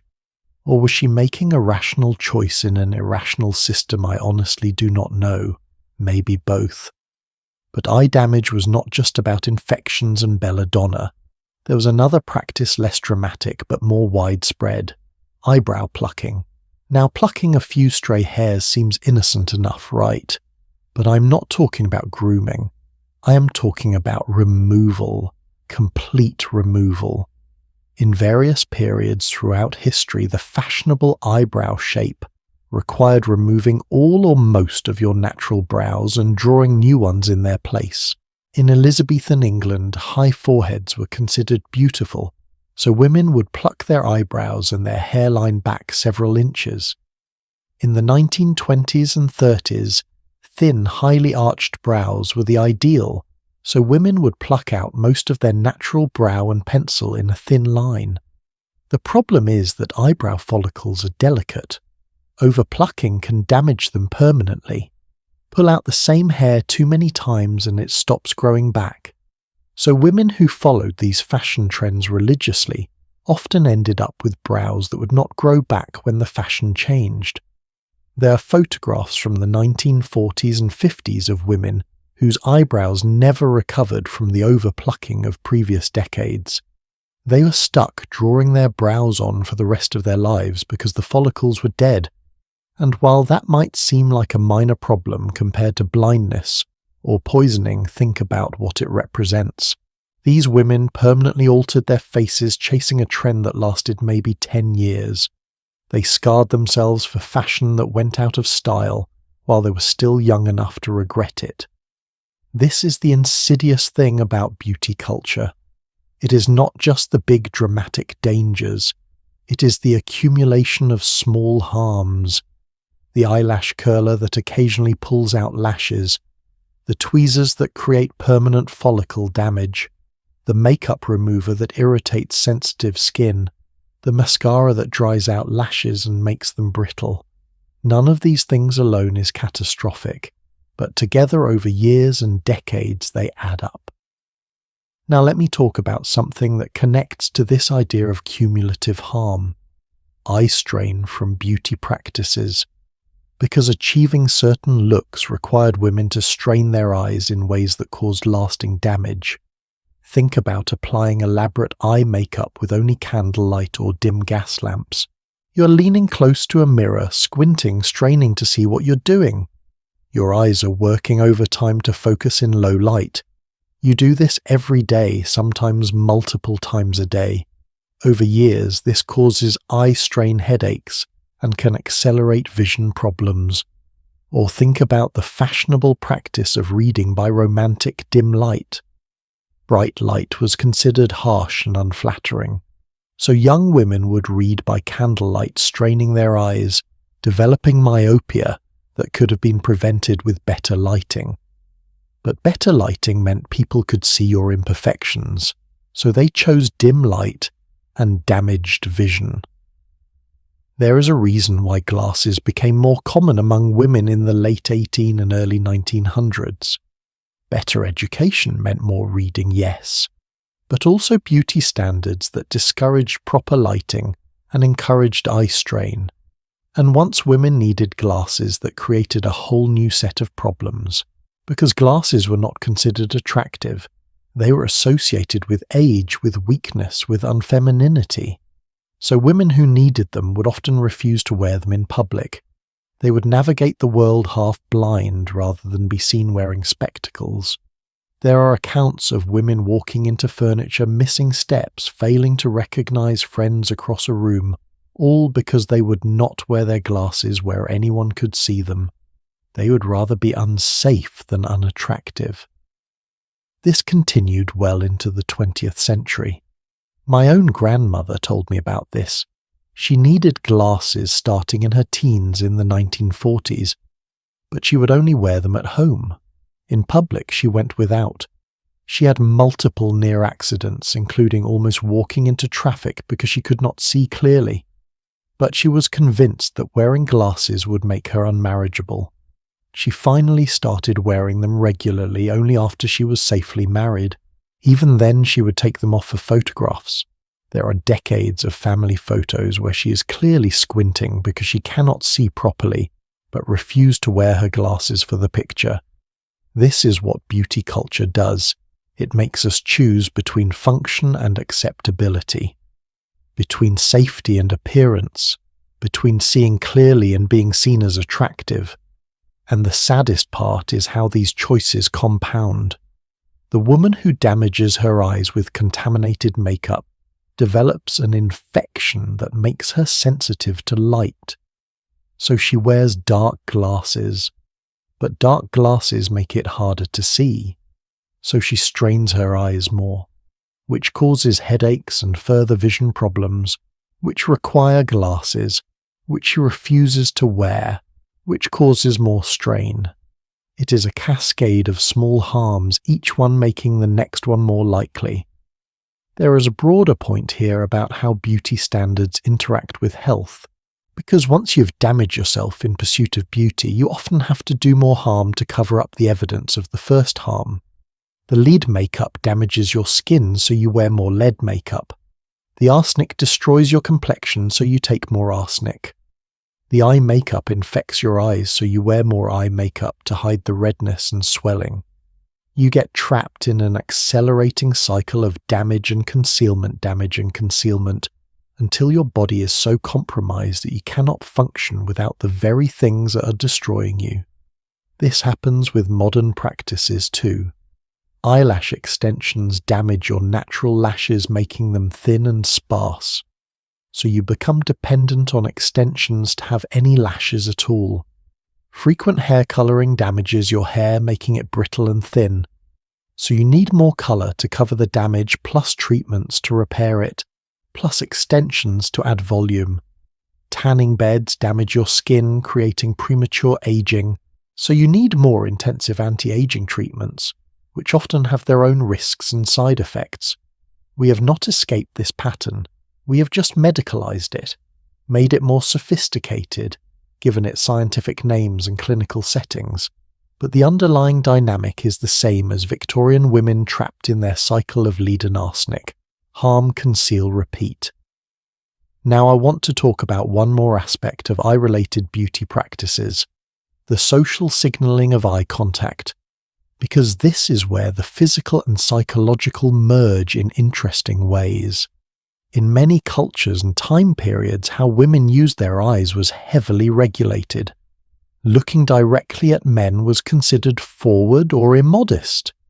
Lowering your gaze was considered proper and feminine, but at the same time, catching a man's eye was necessary for courtship.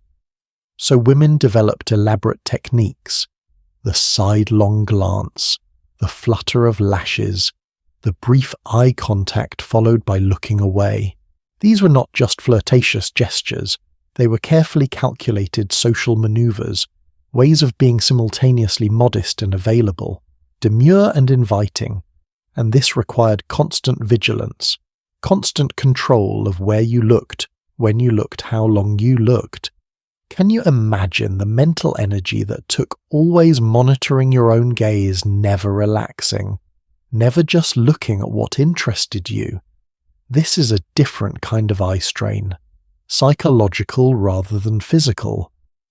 But I think it connects to the broader theme of beauty culture requiring women to be constantly self-monitoring, constantly aware of how they appear, constantly performing femininity, even in something as basic as where they look.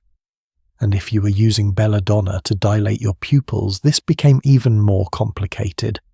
Because you could not see clearly, but you had to pretend you could.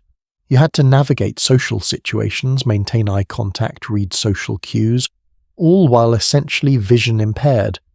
The amount of skill that required is actually remarkable. So we have eyes damaged by contaminated cosmetics, eyes strained by poor lighting and over-plucking and refusing to wear needed glasses, eyes poisoned by Belladonna, eyes controlled and monitored and never allowed to simply see what they wanted to see. Layer upon layer of harm, all in service of being looked at rather than looking. And that, I think, is the ultimate tragedy of beauty culture. It turns women into objects to be viewed rather than subjects who view. Your eyes stop being the means by which you see and understand the world. They become another thing to be beautified, controlled, potentially sacrificed. Another part of your body that exists for others rather than for you. The progression from lead to arsenic to mercury to radium to belladonna shows us different types of poison, but they all share one thing. They all required women to choose between being seen as beautiful and being healthy, between social acceptance and physical well-being, between fitting the ideal and functioning fully. And generation after generation, millions of women chose beauty, chose acceptance, chose the ideal, even when it meant poison, even when it meant pain, even when it meant blindness. Because the alternative, being rejected, being invisible, being considered worthless, felt worse than the harm they were doing to themselves. That is the power of beauty standards. Not that they force women to do anything, but that they make the alternative seem unbearable. Now we have been dwelling in the realm of chemicals and cosmetics, of substances applied to the body. But there is another category of beauty practice entirely, one that did not require any foreign substance, just force, just cloth and pressure, and the systematic reshaping of bone and flesh. We touched on it with footbinding. But footbinding was not the only practice that literally broke and reformed the human skeleton in the name of beauty. The Western world had its own version, its own way of forcing women's bodies into shapes nature never intended. The corset, and specifically the practice of tight lacing that turned breathing into a luxury and made women's ribs bend until they cracked. That is where we turn next. There is a pair of shoes in a museum in London. They are tiny, exquisitely embroidered, silk and satin in brilliant colours. They're called lotus shoes, and when I say tiny I mean they are about 3 inches long, the length of your iPhone, maybe the size of a child's shoe for a toddler. Except these were not made for children. They were made for grown women. Adult women whose feet had been deliberately broken, folded and bound into shapes so small, so deformed that they could barely walk. Women who spent their entire lives in excruciating pain. Women who could not run, could not dance, could not escape if they needed to. All in the name of beauty. This practice was called footbinding, and it lasted for 1,000 years in China. 1,000 years! That is longer than most countries have existed, longer than most languages have been spoken. For a millennium, mothers broke their daughters' feet, grandmothers supervised, entire communities participated in what was essentially organized, systematic torture of little girls, and they called it beautiful. Now, before we go any further, I need you to understand something. This is not a story about backward or primitive people. This is not about some ancient uncivilized culture that did not know any better. The Chinese civilization during the Footbinding era was one of the most advanced on Earth. They had paper printing, gunpowder, the compass. They had sophisticated philosophy, breathtaking art, complex government systems. They were not ignorant. They were not foolish. They were human. And humans across every culture, across every time period, are capable of normalizing absolutely horrific things when those things are wrapped in the language of beauty, status, and tradition. Let me tell you how footbinding actually worked, because I think a lot of people have this vague idea that it was just binding the feet tightly, like wearing shoes that are too small. It was so much worse than that. The process typically began when a girl was between 4 and 6 years old. Some started as young as 3, a few as old as 12. But usually it happened in early childhood when the bones were still soft enough to reshape, soft enough to break. The mother or grandmother would be the one to do it, not a stranger, not some cruel authority figure. The person who loved you most in the world would be the one to cause you this pain, and they would believe, genuinely believe, that they were doing it for your own good, for your future, for your survival in a world that would reject you if your feet were normal. They would soak the child's feet in warm water mixed with herbs and sometimes animal blood. This was supposed to soften the skin and make it more pliable. Then they would massage the feet. Maybe that felt nice for a moment. Maybe the child thought this was just a special ritual, a grown-up thing, something to feel important about. And then the breaking would begin.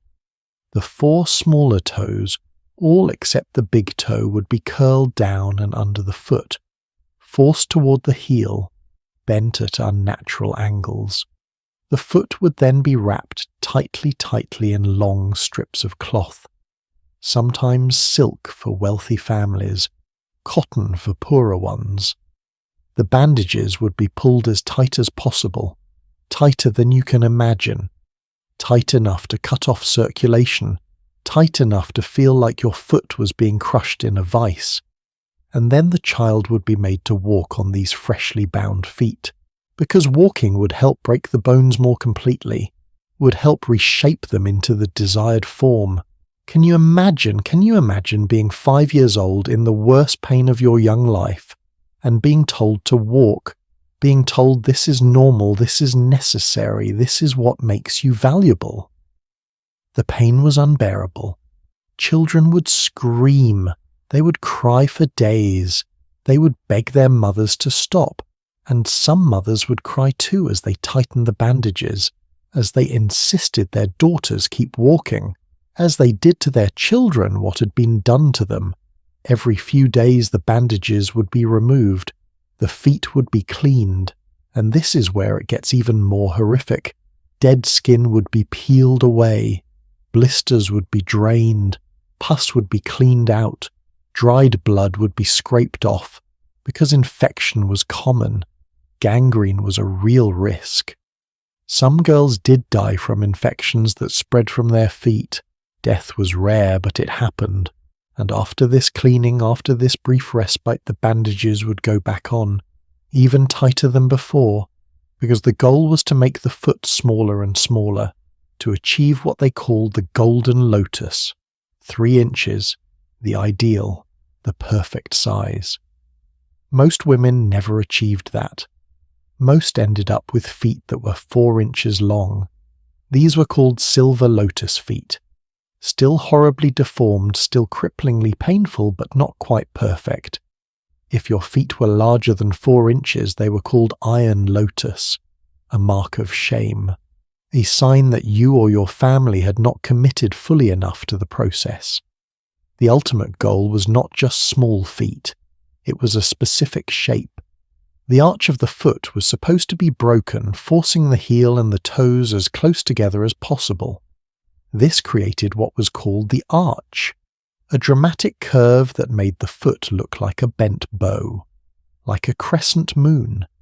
Beautiful, they said, delicate, refined, but let me tell you what it actually looked like. Modern archaeologists have examined the skeletal remains of women who had bound feet. The bones are grotesque, shattered and reformed in ways that make doctors wince. The toe bones overlap each other. The metatarsals are compressed and fractured. The arch bones are cracked and bent at angles that should not be possible. Looking at these X-rays, at these skeletons, you cannot believe a human being could walk on feet shaped like this. But they did. They had to. There is a woman whose testimony was recorded.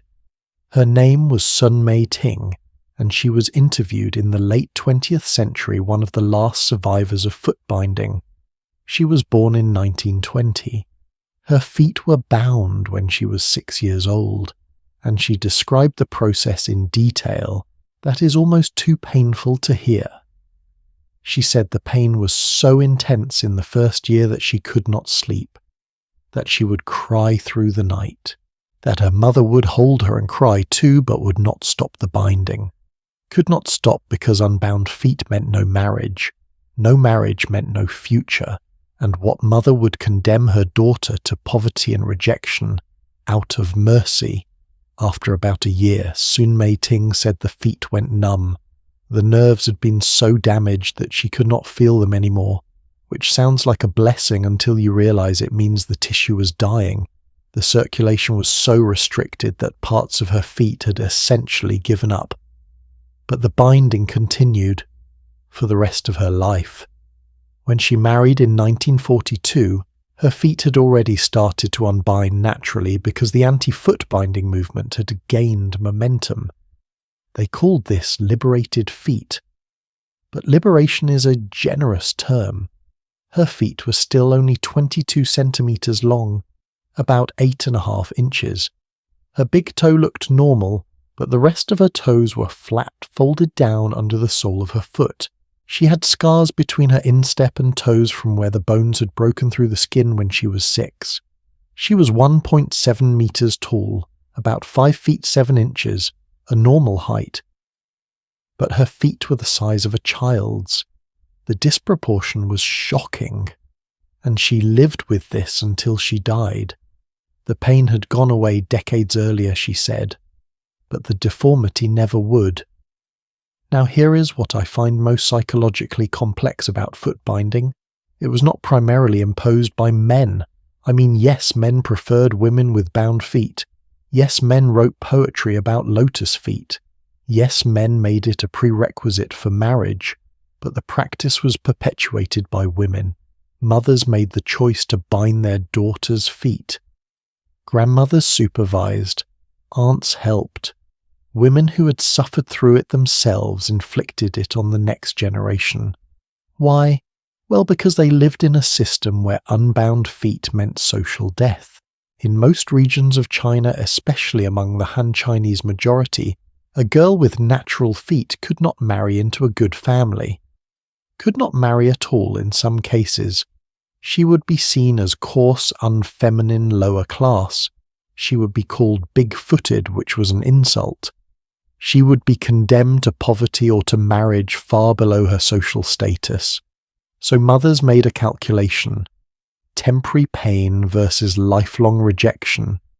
Breaking your daughter's feet versus watching her starve or end up in a degrading marriage or live as an outcast. When those are your choices, what do you choose? And here is the thing that makes this even more complicated. Some women were proud of their bound feet. There is poetry written by women, not men, celebrating their own lotus feet, celebrating the shoes they embroidered, the delicate walk they had cultivated, the status their bound feet gave them. Because in a world where you have very little power, where your body is one of the few things you have any control over. Transforming your pain into a source of pride becomes a survival mechanism. There is a darker economic aspect to this too. Recent research from Harvard published in 2018 suggests that footbinding was not just about beauty or marriage. It was about work, specifically about indoor work. Women with bound feet could not work in the fields, could not do heavy physical labor, but they could sit, they could spin thread, they could weave cloth, they could do intricate embroidery. In many regions, daughters with bound feet would spend their days producing textiles that the family could sell. They would contribute economically while staying inside, which reinforced the image of them being delicate, refined upper class. It was this twisted combination of economic utility and social status. Your daughter could not run away, could not easily leave home, was literally dependent on the family, and while she was trapped there, she might as well be productive. The research found that girls who produced handicrafts for sale or exchange were significantly more likely to have bound feet than girls who did not.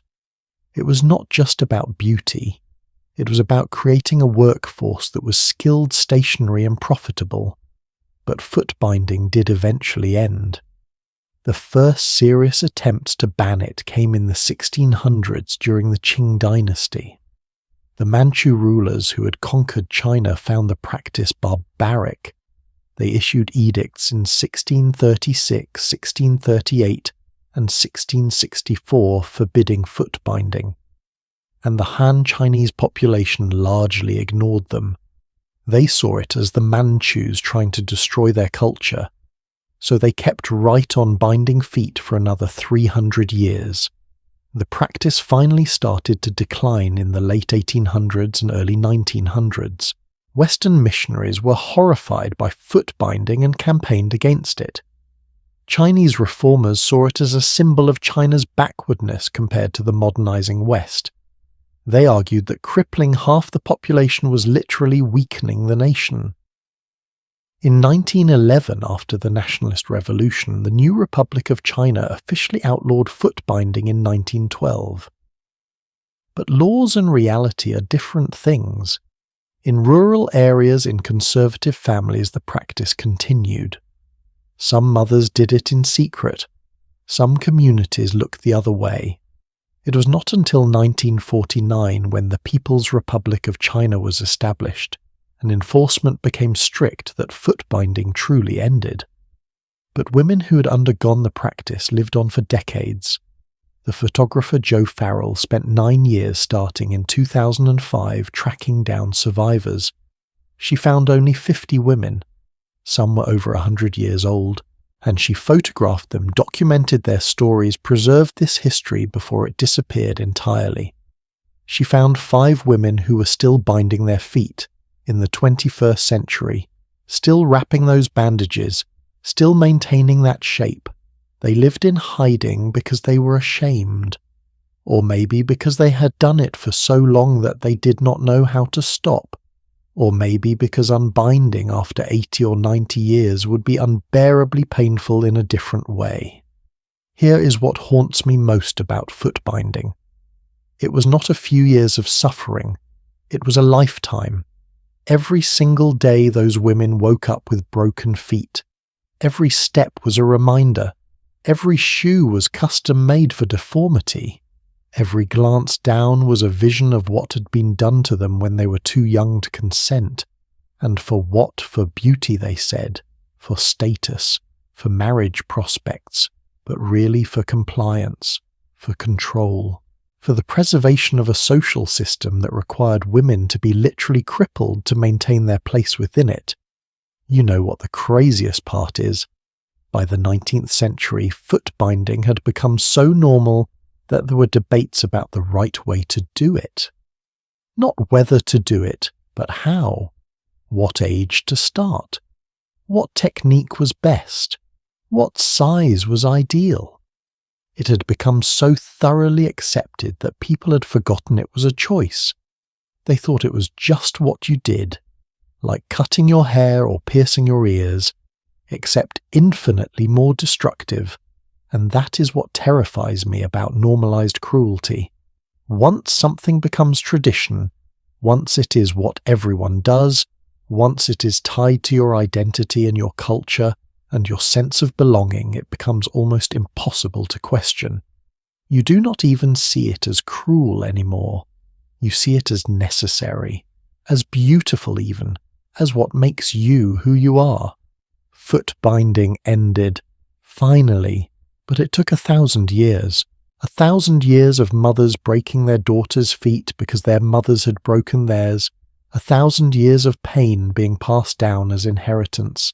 1,000 years of calling torture beautiful. And I think we need to sit with that for a moment. Because it is easy to say, well, that was China, that was then we would never do something like that. But would not we? Are not we? What are we doing to our bodies right now that future generations will look back on in horror? What are we normalizing that is actually harming us? We have covered poisons of every kind, substances that destroy from the outside in. But footbinding was different. It was not a chemical. It was not an element.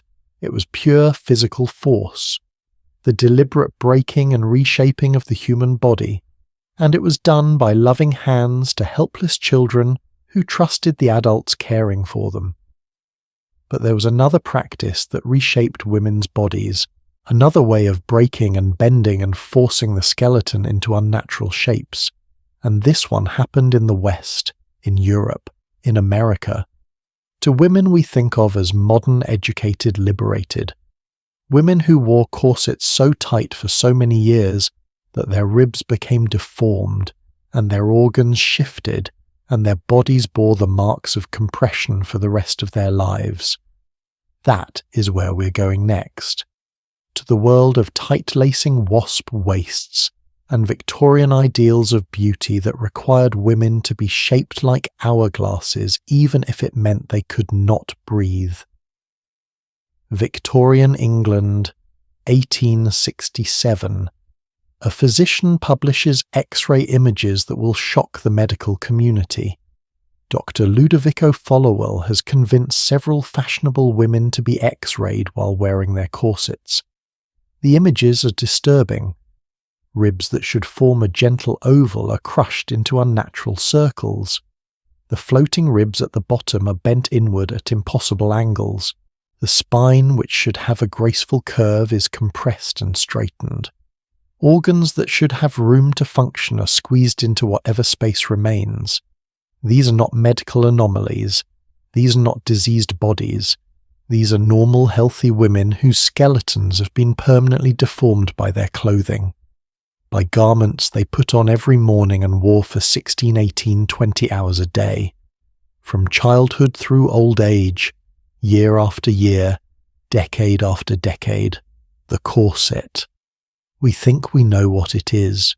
We have seen it in period dramas. We have heard about tight lacing and fainting couches and 18-inch waists. But I do not think we really understand what it meant to live in a body that was being constantly, relentlessly compressed, to have your very bones reshaped by fashion. Let me start with a fact that might surprise you. Not all corsets were dangerous. A properly fitted corset worn at a reasonable tightness actually provided back support. It helped with posture. For women doing physical labour, which was most women for most of history, a corset was a practical garment. It was the Victorian equivalent of a back brace. But that is not what we are talking about. We're talking about tight lacing.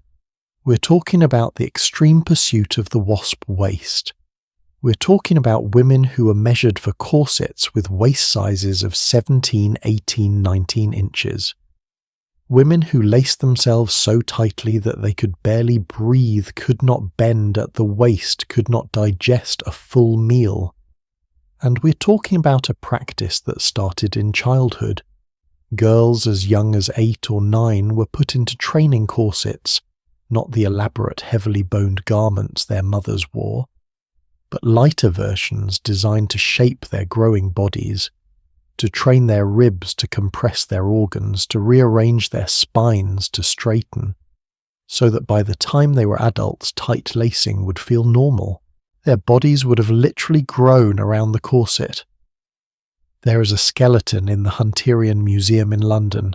It belonged to an elderly woman who died in the late 1800s, and her rib cage is shocking to look at. The bottom ribs are bent inward at acute angles. The thoracic spine has lost its natural curve. The gap between the rib cage and the pelvis where your waist is compressed to barely 4 inches of space. 4 inches for your stomach, liver, intestines, kidneys, all the organs that need room to function. Researchers who have studied this skeleton estimate that this woman wore tightly laced corsets for at least 40 years, probably more. Her bones show signs of repeated stress fractures where the ribs bent. Her spine shows degenerative damage, and this was not unusual. This was what happened to many women who tight-laced consistently. The medical establishment knew this was happening. Doctors published articles in The Lancet, one of the most prestigious medical journals, warning about the dangers of tight lacing.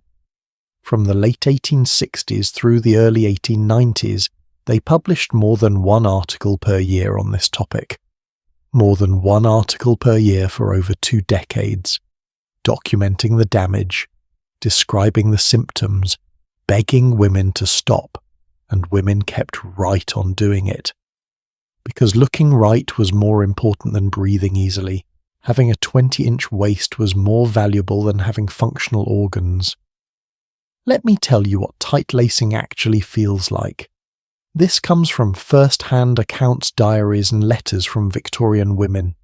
First, there is the initial constriction. The corset is laced tighter, pulling your waist in by force. You feel your ribs compress. Your breathing becomes shallow.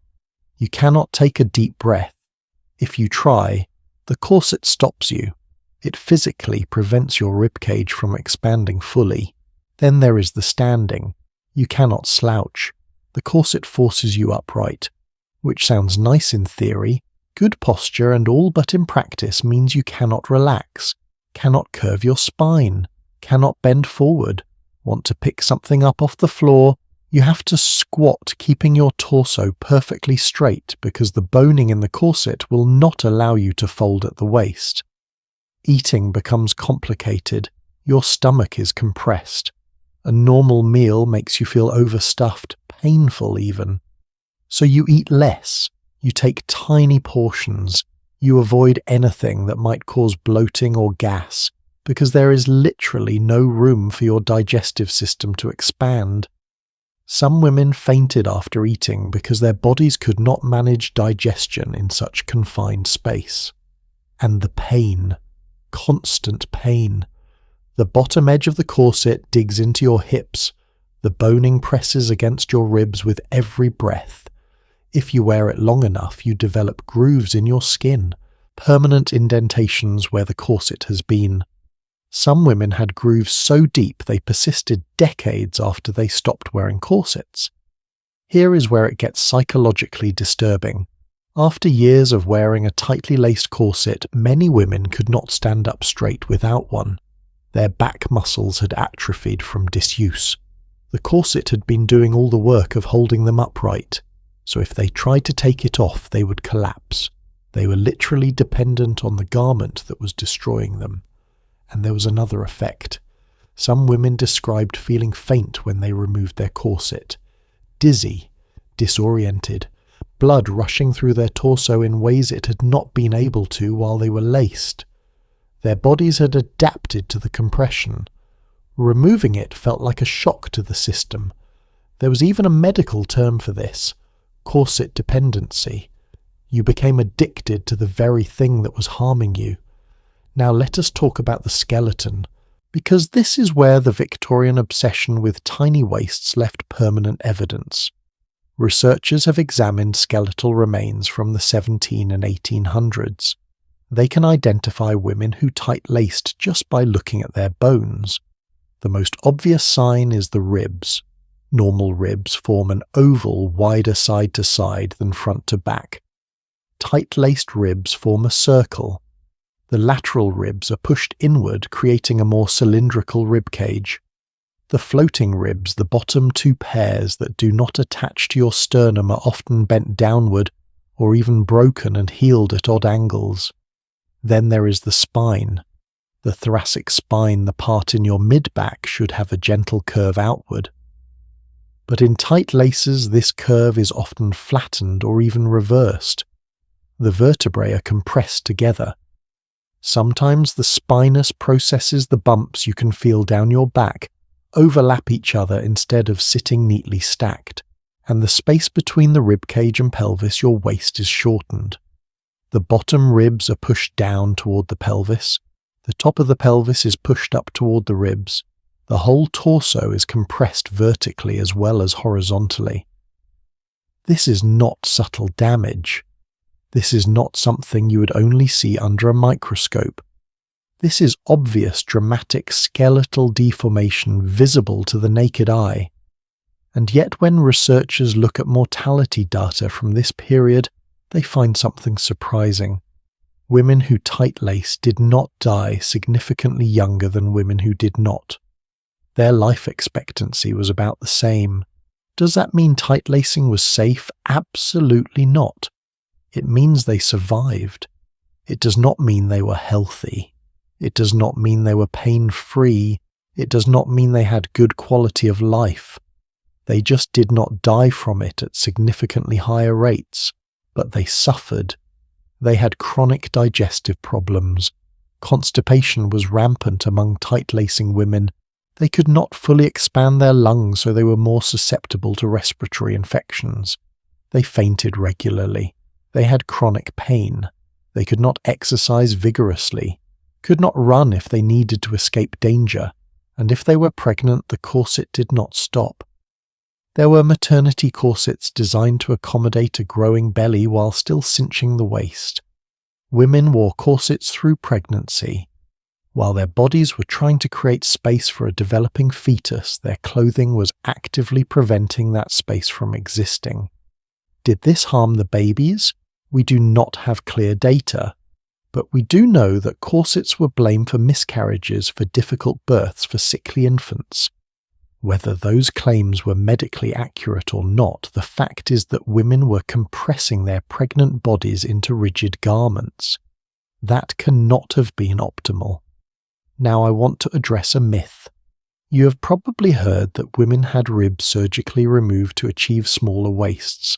This almost certainly never happened. Rib removal surgery with 19th century medical technology would have been incredibly dangerous, probably fatal. There is no credible medical record of such surgeries being performed for cosmetic reasons in the Victorian era.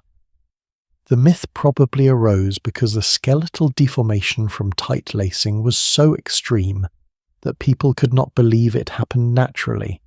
They assumed surgery must have been involved. But no, this was just cloth and whalebone and relentless pressure. No surgery required.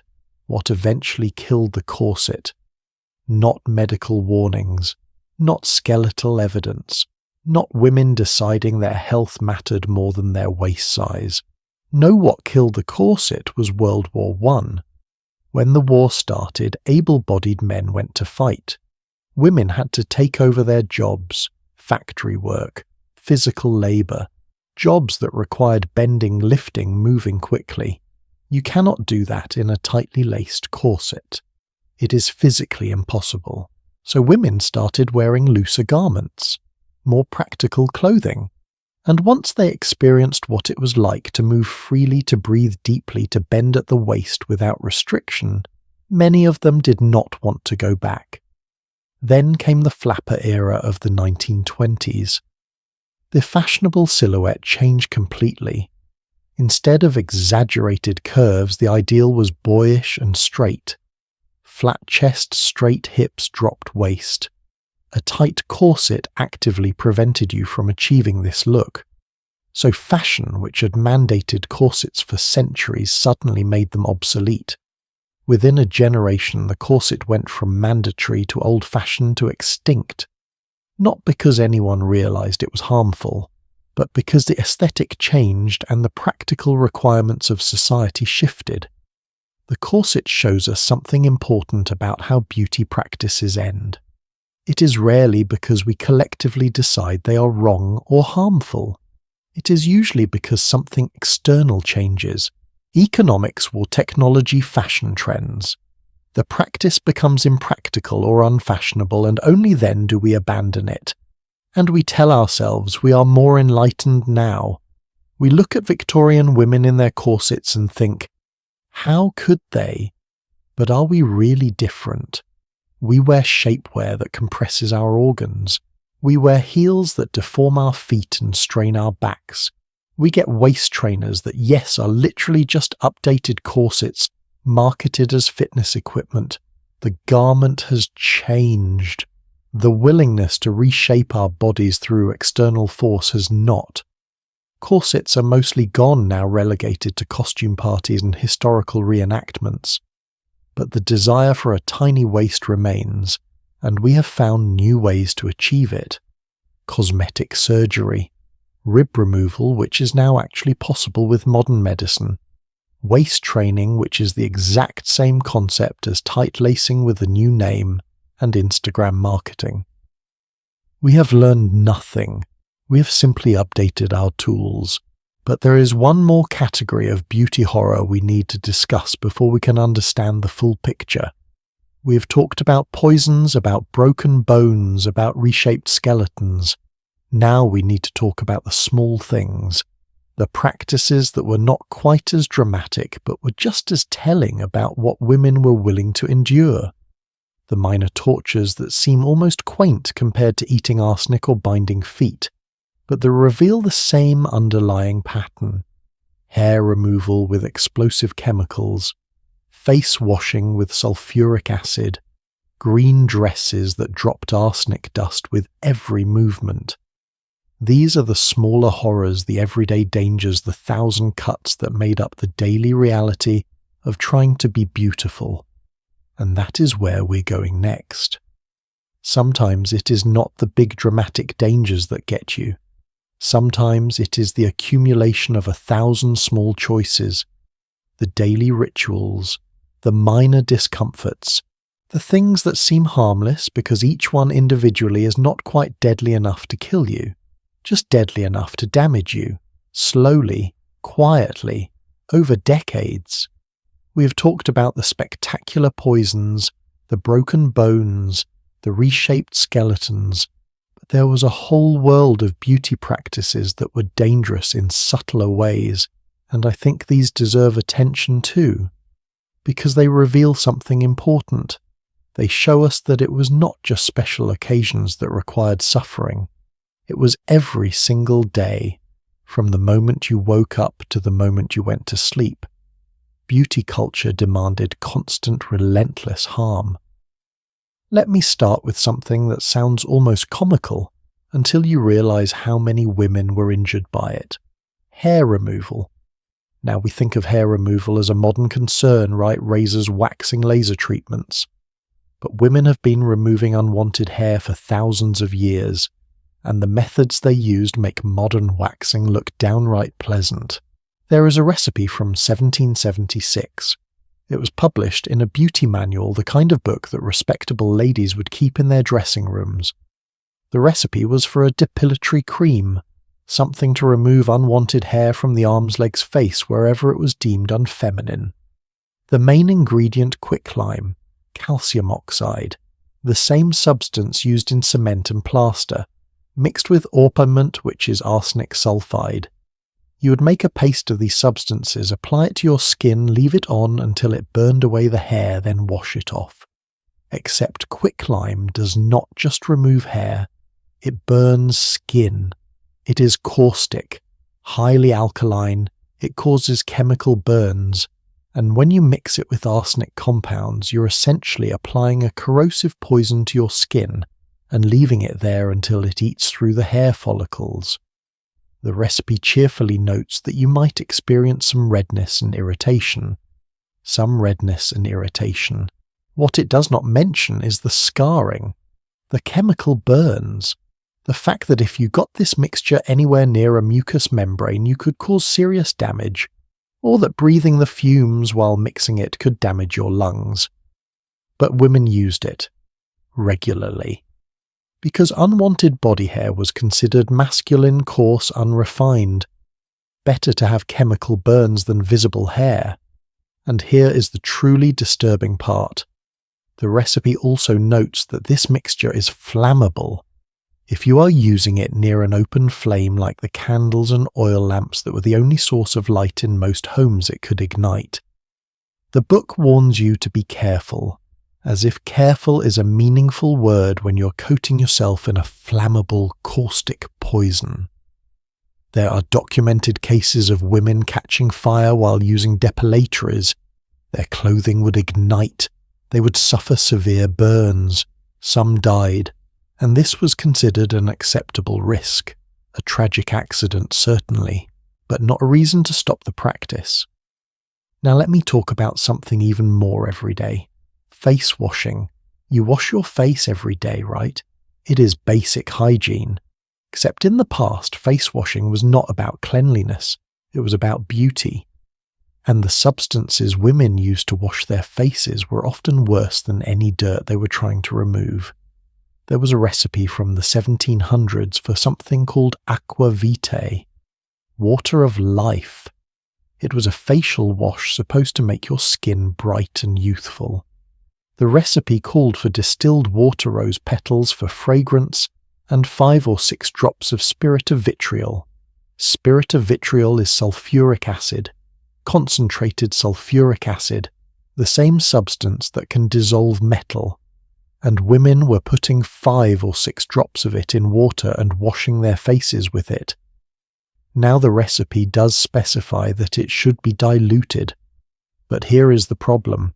In the 1700s there was no standardization, no quality control. Spirit of vitriol could vary wildly in concentration depending on who made it and how. And 5 or 6 drops is not a precise measurement. Is that 5 small drops or 6 large drops? From what height are you dropping them? How much water are you using? There was so much room for error, and the consequences of error were catastrophic. Too much sulfuric acid and you would burn your face, scar yourself permanently, blind yourself if it got in your eyes, but too little, and it would not work, so women were incentivized to use more rather than less. There are medical reports from the 17 and 1800s describing women with facial scarring from acidic washes. The doctors knew what was causing it. They warned against it, and women kept doing it, because smooth, bright skin was worth the risk. Let me tell you about another everyday danger: tooth care. We have mentioned mercury and lead in cosmetics, but these substances showed up in dental products too. There were tooth powders made with cuttlefish bone, which is harmless, mixed with mercury compounds, which are decidedly not harmless. The idea was that the abrasive powder would scrub your teeth clean and the mercury would whiten them. What actually happened is that the mercury would be absorbed through your gums into your bloodstream, causing the same mercury poisoning we talked about earlier: tremors, neurological damage, kidney failure. And unlike cosmetics that you could choose not to wear, dental hygiene was considered essential. You were supposed to use these tooth powders regularly, daily even, which means daily mercury exposure, for years, accumulating in your body. There was also a fashion, particularly in the 1800s, for having very white teeth. And if your natural teeth were not white enough, there were solutions, literally. Acidic solutions you would swish in your mouth to bleach your teeth.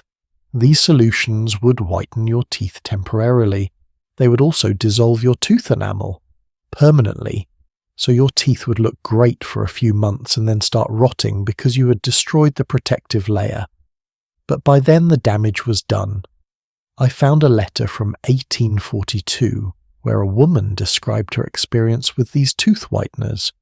She wrote about how her teeth had become so sensitive she could barely eat, how they had started to decay despite her meticulous cleaning, how her dentist told her the enamel was gone and there was nothing to be done.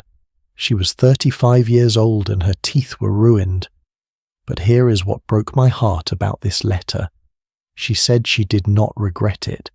She said that for those few years when her teeth were brilliantly white, she had never felt more confident. She had smiled freely. She had laughed without covering her mouth, and those years of confidence were worth the lifetime of pain that followed. Worth it. She said it was worth it. Now I want to talk about something that affected entire households, not just individual women. Arsenic in wallpaper and fabric dyes. We mentioned this briefly before, but I want to go deeper, because this is a perfect example of how beauty standards killed people who were not even trying to be beautiful. In the Victorian era, there was a particular shade of green that became wildly fashionable. Shields green, named after the chemist who invented it. Later refined into an even brighter shade called Paris green or emerald green. These greens were stunning, vibrant, unlike any natural dye. They made fabric and wallpaper come alive, and they were made with copper arsenite, arsenic. The wallpaper in your parlour, the curtains in your bedroom, the dress you wore to dinner, all potentially laced with arsenic. Now, when these materials were dry and stable, they were not too dangerous. But when they got damp, when the wallpaper was in a humid room or the dress was worn on a hot day, the arsenic would start to break down. It would release arsenic trioxide dust into the air, invisible, odourless, poisonous. There's a famous article from 1862 called The Dance of Death. It was written by a doctor named A.W. Hoffman. He analysed fashionable ball gowns and found that a single dress made from 20 yards of arsenic-dyed fabric could contain 900 grains of arsenic. 900 grains, when a lethal dose for an adult is 4 to 5 grains. And here is the terrifying part. As you danced, as you moved, the fabric would shed arsenic dust. The article calculated that a woman could drop 60 grains of arsenic in a single evening just from the movement of her dress. She was poisoning everyone around her. The men she danced with, the other guests, the servants, everyone breathing the air in that ballroom. There are documented deaths from arsenic wallpaper. Entire families getting sick in specific rooms of their house. Children developing chronic illnesses. Servants in wealthy homes dying of mysterious wasting diseases. And when doctors finally figured out the cause when they tested the wallpaper and found massive amounts of arsenic, people were shocked. But they did not immediately stop using it, because it was so beautiful, so fashionable, so expensive and exclusive. Some people switched to safer dyes, but many kept their arsenic wallpaper, kept their green dresses, decided that the risk was acceptable. Charlotte Perkins Gilman wrote about this in her famous short story, The Yellow Wallpaper. The smell that creeps through the house, the sickness, the madness. She was writing about arsenic wallpaper, about how the very walls of your home could be poisoning you. And nobody believed the narrator when she said the wallpaper was making her sick. They thought she was hysterical, imagining things when she was actually being slowly poisoned. Let me talk about one more small horror. Ammonia face washes. Ammonia, the same substance used in cleaning products, the fumes that burn your eyes and throat. Women were using it to wash their faces. The theory was that ammonia would dissolve oils and impurities, which it does. It also dissolves your skin's natural protective barrier. It causes chemical burns. It can damage your eyes if you're not extremely careful, and the fumes alone can cause respiratory problems. But it was cheap, much cheaper than the fancy imported cosmetics. So working-class women who could not afford arsenic wafers or mercury creams would use ammonia daily, burning their faces in pursuit of cleanliness and brightness. There is a pattern here. Do you see it? Every single one of these practices, from the hair removal to the face, washing to the tooth powders, to the wallpaper, they were all normal. Every day. Recommended. These were not extreme measures. These were just what you did if you wanted to be clean, proper, beautiful. And each one individually might not kill you. The ammonia might just irritate your skin. The tooth powder might just make your teeth sensitive. The wallpaper might just give you headaches. But together over years, the cumulative damage was enormous. This is what I think we miss when we focus only on the dramatic cases. The women who died from radium or went blind from Belladonna. Those stories are shocking, but they are not the whole picture.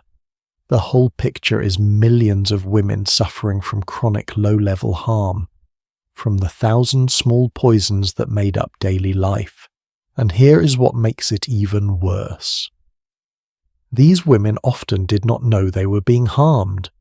The hair removal caused scarring, but they thought that was just how hair removal worked. The face wash irritated their skin, but they thought their skin was just sensitive. The tooth powder made their teeth hurt, but they thought that meant it was working, that it was strong and effective. They normalized their own suffering, made it routine, expected it, and passed it down to their daughters as normal, necessary, just what you do to take care of yourself. We call it self-care now. They called it beauty regimen or toilette or grooming. But the name does not matter. What matters is that women were taught that caring for themselves meant harming themselves. That beauty required pain. That being acceptable meant being damaged. And when you add up all these small harms, when you consider that a single woman might be using Mercury tooth powder and arsenic face wash and quicklime hair remover and sleeping in a room with arsenic wallpaper and wearing clothes dyed with poison. The cumulative toxic load is staggering. She was being poisoned from every direction, every day, in ways so normalized that nobody even thought to question them. This is the infrastructure of beauty culture.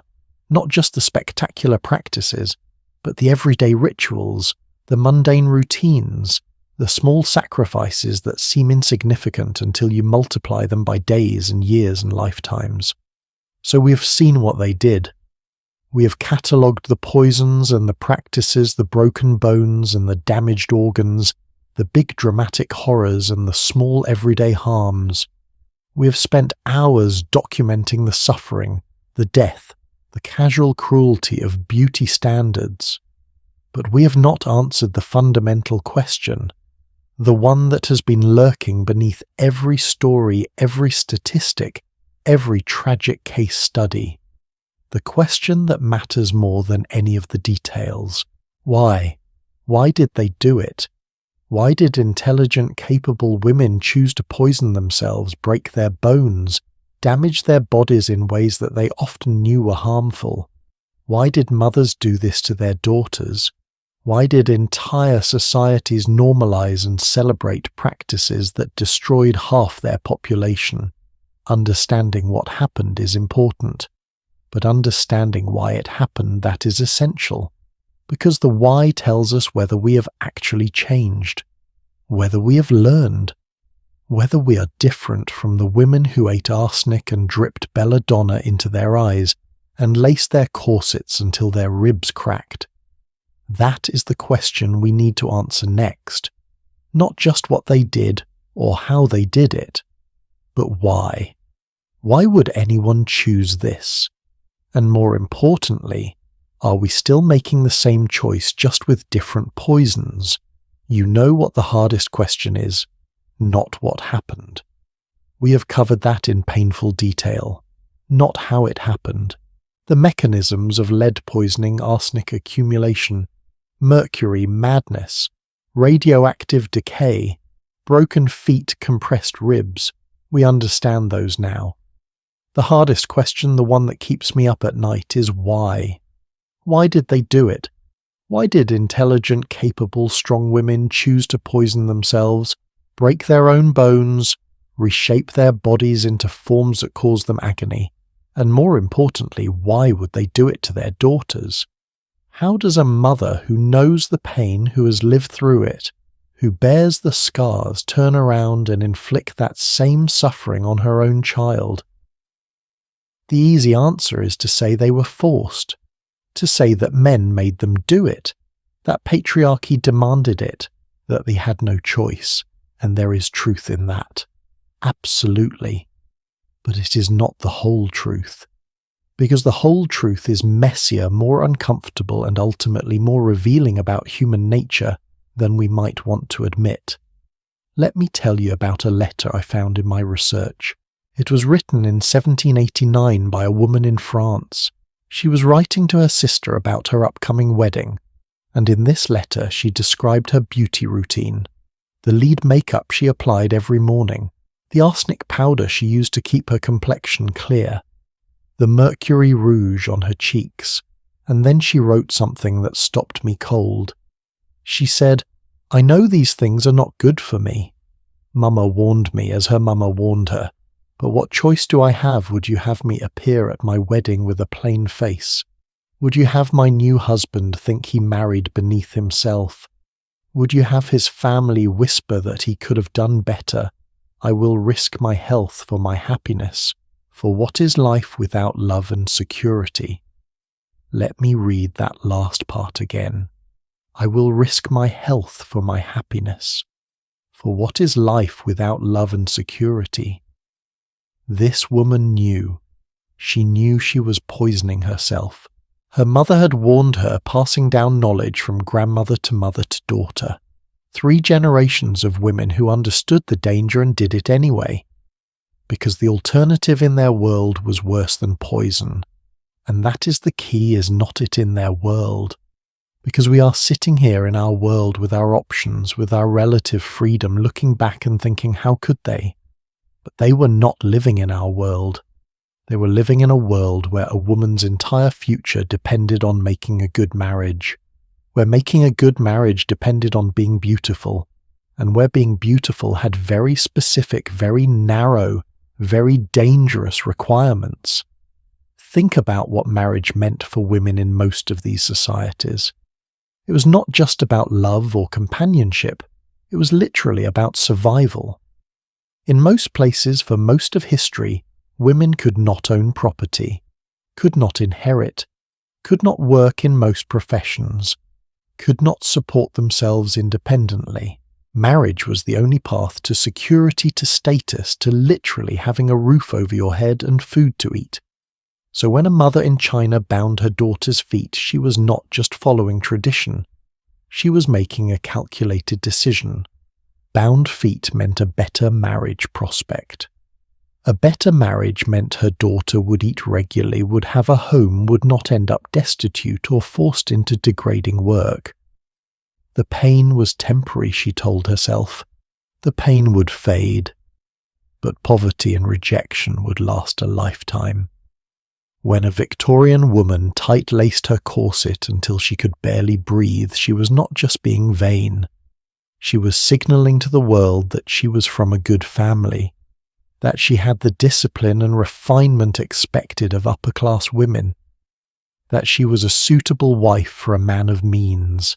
In a world where your waist size could determine whether you married a wealthy gentleman or a struggling clerk, is it any wonder that women chose to suffer? When women in Styria ate arsenic, when Parisian ladies smeared radium on their faces, when Italian women dripped Belladonna into their eyes, they were not being foolish. They were responding rationally to irrational pressures. They were playing a game where the rules were cruel and the stakes were everything. But here is where it gets psychologically fascinating. Because it was not just external pressure. It was not just men saying you must be beautiful or I will not marry you. It was women internalizing these standards. It was women policing other women. It was women feeling genuine pride and satisfaction when they achieved the ideal, even when achieving it meant destroying themselves. There is this concept in psychology called internalized oppression. It is when you take the values of a system that harms you and make them your own. You start to believe that the standards imposed on you are actually good, actually right, actually desirable. You start to enforce them on yourself more strictly than any external authority ever could. And you start to enforce them on others too. That is why mothers bound their daughters' feet. Not because men were standing over them demanding it, though that pressure existed too, but because the mothers genuinely believed it was necessary. They had internalized the message that natural feet were ugly, shameful, unmarriageable. They looked at their own bound feet and felt pride, not just pain, because those painful, deformed feet had gotten them married, had given them status, had proven their value in a world that otherwise said women were worthless. The same thing happened with corsets. There are accounts of women in the early 20th century when corsets were going out of fashion, who felt genuinely naked and indecent without them, who could not imagine leaving the house without being tightly laced, who felt physically and psychologically uncomfortable in looser clothing. They had worn corsets since childhood. Their bodies had literally been shaped by them. Their sense of self, of femininity, of propriety was tied to that compression. Taking off the corset felt like taking off their identity. And this is true for the cosmetics too. Women who used lead makeup for years would develop such severe skin damage that they felt they could not be seen without it. The makeup that was causing the damage became necessary to hide the damage it had caused. The arsenic that destroyed your skin made you dependent on more arsenic to cover the destruction. The mercury that poisoned you became the only thing that made you feel presentable. It is a trap, a psychological and physical trap. And the cruelest part is that the women caught in it often defended it. They would tell other women that natural beauty was not enough, that you had to enhance, improve, perfect yourself. They would mock women who refused to participate. They would call them plain, unfeminine, lazy. Because if you have sacrificed so much for a standard, you need to believe that standard is worth it. Otherwise, you have to face the fact that your suffering was meaningless. Let me give you a modern example that might hit closer to home. Think about women today who have had extensive cosmetic surgery, who have gotten filler, Botox, breast implants, liposuction, facelifts, you name it. Now, some of these women will tell you it was the best decision they ever made, that they feel more confident, more beautiful, more like themselves, and I believe them. I am not here to judge anyone's choices about their own body, but have you ever noticed how often these same women will encourage other women to get the same procedures? How they will say things like, "Oh, you should definitely get your lips done," or "Have you considered Botox for those lines?" How they will normalize and promote the very procedures that they themselves have become dependent on. That is not conspiracy. That is not manipulation. That is internalized beauty standards at work. If you have spent thousands of dollars and undergone medical procedures to meet a certain ideal, you need to believe that ideal is worthwhile. You need other women to pursue it too. Because if they do not, if they are happy with their natural faces, then what does that say about your choices? And I want to be really clear here. I am not saying that cosmetic procedures are the same as arsenic poisoning. I am not saying that getting Botox is equivalent to binding your feet. Modern cosmetic procedures, when done properly, are infinitely safer than anything we've talked about in this series. But the psychology is the same. The pressure to conform is the same. The internalization of impossible standards is the same. The way we police ourselves and each other is the same. We have just traded lead and arsenic for hyaluronic acid and botulinum toxin. We have traded footbinding and corsets for waist trainers and cosmetic surgery. The methods change. The underlying dynamic does not. Here is another uncomfortable truth. Beauty standards are not just about men. I know that is a controversial thing to say. I know the easy narrative is that men created these standards to control women. And again, there is truth to that. But it is not the whole story, because who judges women most harshly for their appearance? Other women. Who notices when your roots are showing, when your makeup is not quite right, when you've gained weight, when your clothes are not fashionable? Other women. Who enforces the dress code at work? Who criticizes the celebrity's outfit on the red carpet? Who makes cutting remarks about the woman who showed up without makeup? Women. We do this to each other, constantly. We have internalized these standards so deeply that we have become our own jailers. We do not need men to tell us we're not pretty enough, thin enough, young enough. We tell ourselves, we tell each other. And this is how oppressive systems sustain themselves. They do not need constant external enforcement once they have been internalized. The people being oppressed enforce the rules on themselves and on each other. The mother binds her daughter's feet because her mother bound hers. The woman who has poisoned herself with arsenic tells her friends they should try it too. The girl who has grown up seeing every woman in corsets cannot imagine being a real woman without one. This is what makes changing beauty standards so difficult, because it is not just about overthrowing some external oppressor. It is about recognizing how we have internalized the oppression, how we've made it part of our identity, how we derive status and pride from meeting standards that are harming us. Let me tell you about a conversation I read about documented in China in the early 1900s. Anti-footbinding activists were trying to convince mothers to stop binding their daughters' feet, and one mother said something devastating. She said, "If I do not bind my daughter's feet, she will hate me. When she's older, when she cannot marry, when other women mock her, when men reject her, she will ask me why I condemned her to this fate. She will blame me for her unhappiness. How can I bear that?" This mother genuinely believed that not breaking her daughter's bones would be the greater cruelty. That is how deeply the standard was internalized. That is how completely the society had normalized torture. The mother who refused to participate was seen as the bad mother, the one who was failing to prepare her daughter for the world. And you know what? In that time, in that place, she might have been right. Because the world her daughter was entering did reject women with natural feet, did mock them, did deny them marriage opportunities. The system was real. The consequences were real. The mother's fear was not irrational. It was tragically, devastatingly rational. This is why I have so much empathy for these women, even as I am horrified by what they did. They were not monsters. They were not fools.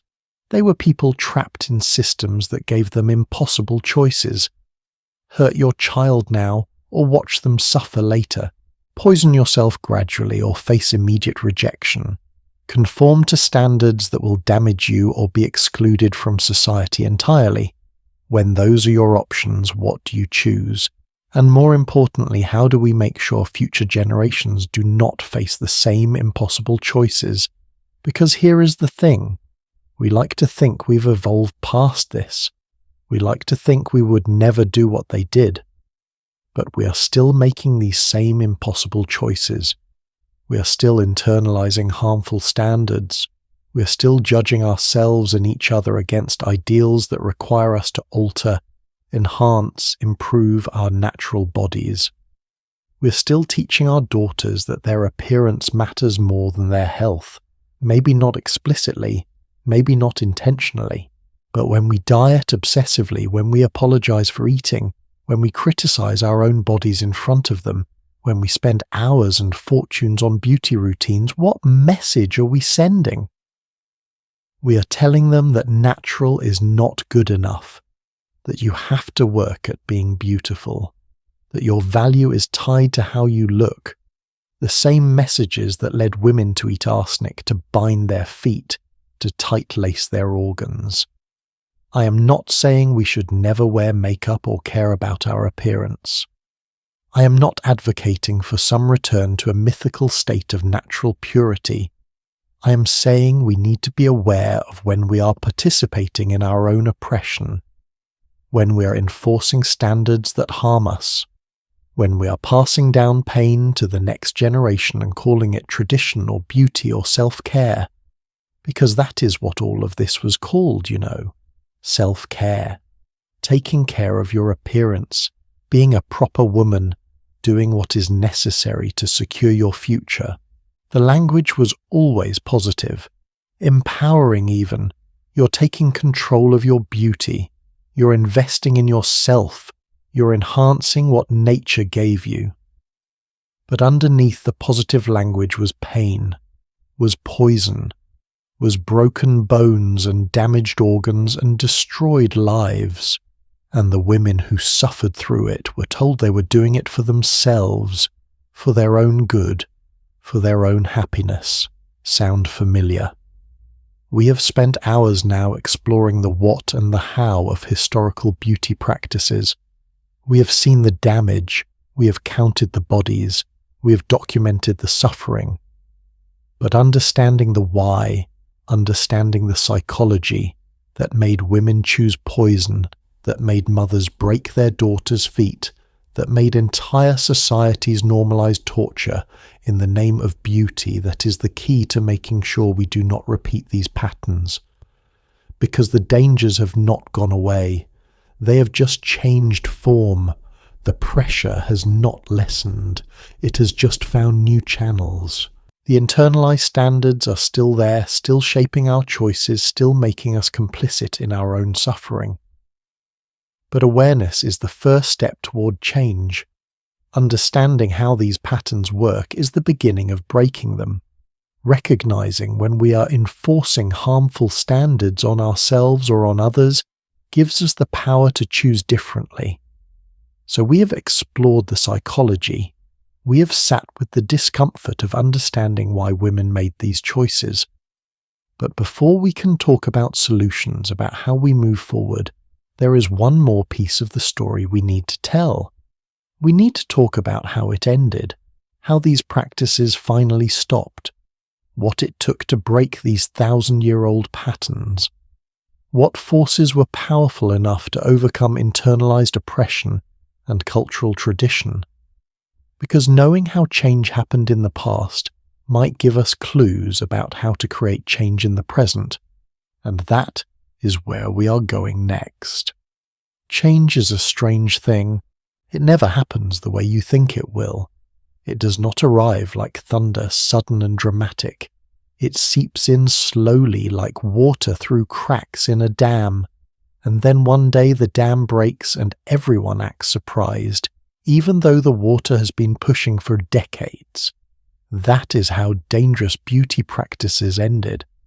Not with a single moment of revelation, not with one brave person standing up and saying enough, but with 1,000 small cracks, scientists publishing data that could not be ignored, journalists writing stories that made people uncomfortable, women organizing, protesting, refusing, laws being passed, companies quietly reformulating, cultural shifts so gradual that nobody noticed until suddenly everything was different.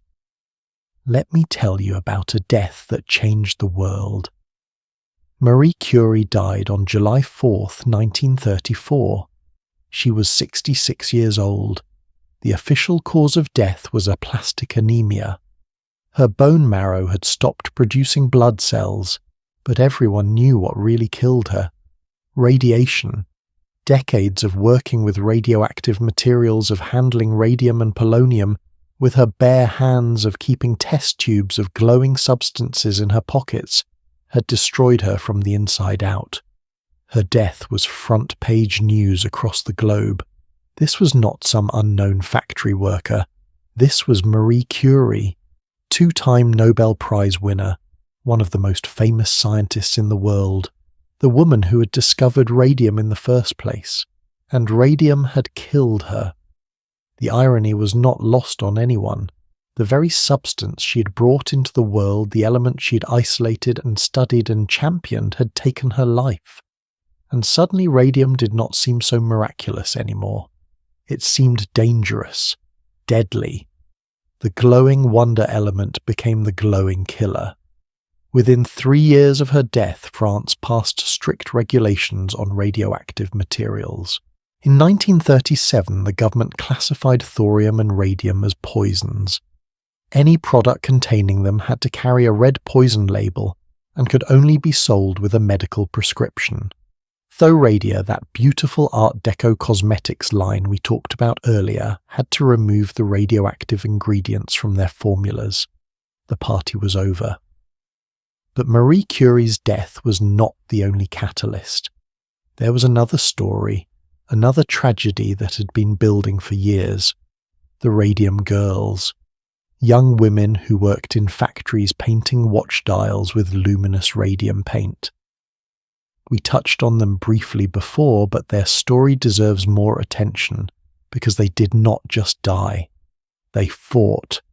These women, most of them teenagers and young adults, had been told the radium paint was completely safe. Their supervisors instructed them to use a technique called lip pointing. They would put the paintbrush in their mouth, purse their lips around it to create a fine point, then dip it in the radium paint and carefully paint the numbers on watch dials. Lips radium paint. Over and over, hundreds of times a day, for years. Some of them thought the paint was so harmless that they painted their nails with it, their teeth. They wanted to glow at parties, to be luminous and magical, and they did glow, until their jaws started rotting, until their bones began to crumble, until they started dying in ways so horrific that doctors could barely comprehend what they were seeing. The companies denied everything. They claimed the women were dying of syphilis, a sexually transmitted disease, trying to paint them as immoral to discredit their suffering. They hired doctors to lie. They suppressed evidence. They fought every lawsuit with armies of lawyers, because admitting that radium was dangerous would cost them millions.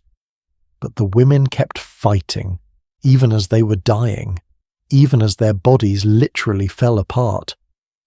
Grace Fryer, one of the New Jersey Radium Girls, filed a lawsuit in 1927. By the time her case went to court, her spine was disintegrating. She could barely walk, but she showed up, she testified, and she won. Her case and the cases of other Radium Girls became national news. People were horrified. These were not exotic foreigners with strange customs. These were American girls. White working-class women who looked like everyone's daughter or sister or neighbour. Their suffering was photographed. Their testimony was published. Their deaths were documented in excruciating detail. And suddenly, radium was not so glamorous anymore. The radioactive cosmetics industry did not die immediately, but it started to wither. Women started asking questions. Are these products safe? What is in them? What will they do to me? This is the first crack in the dam, science providing evidence, victims telling their stories, the public starting to question what they had been told. But let me tell you about another turning point.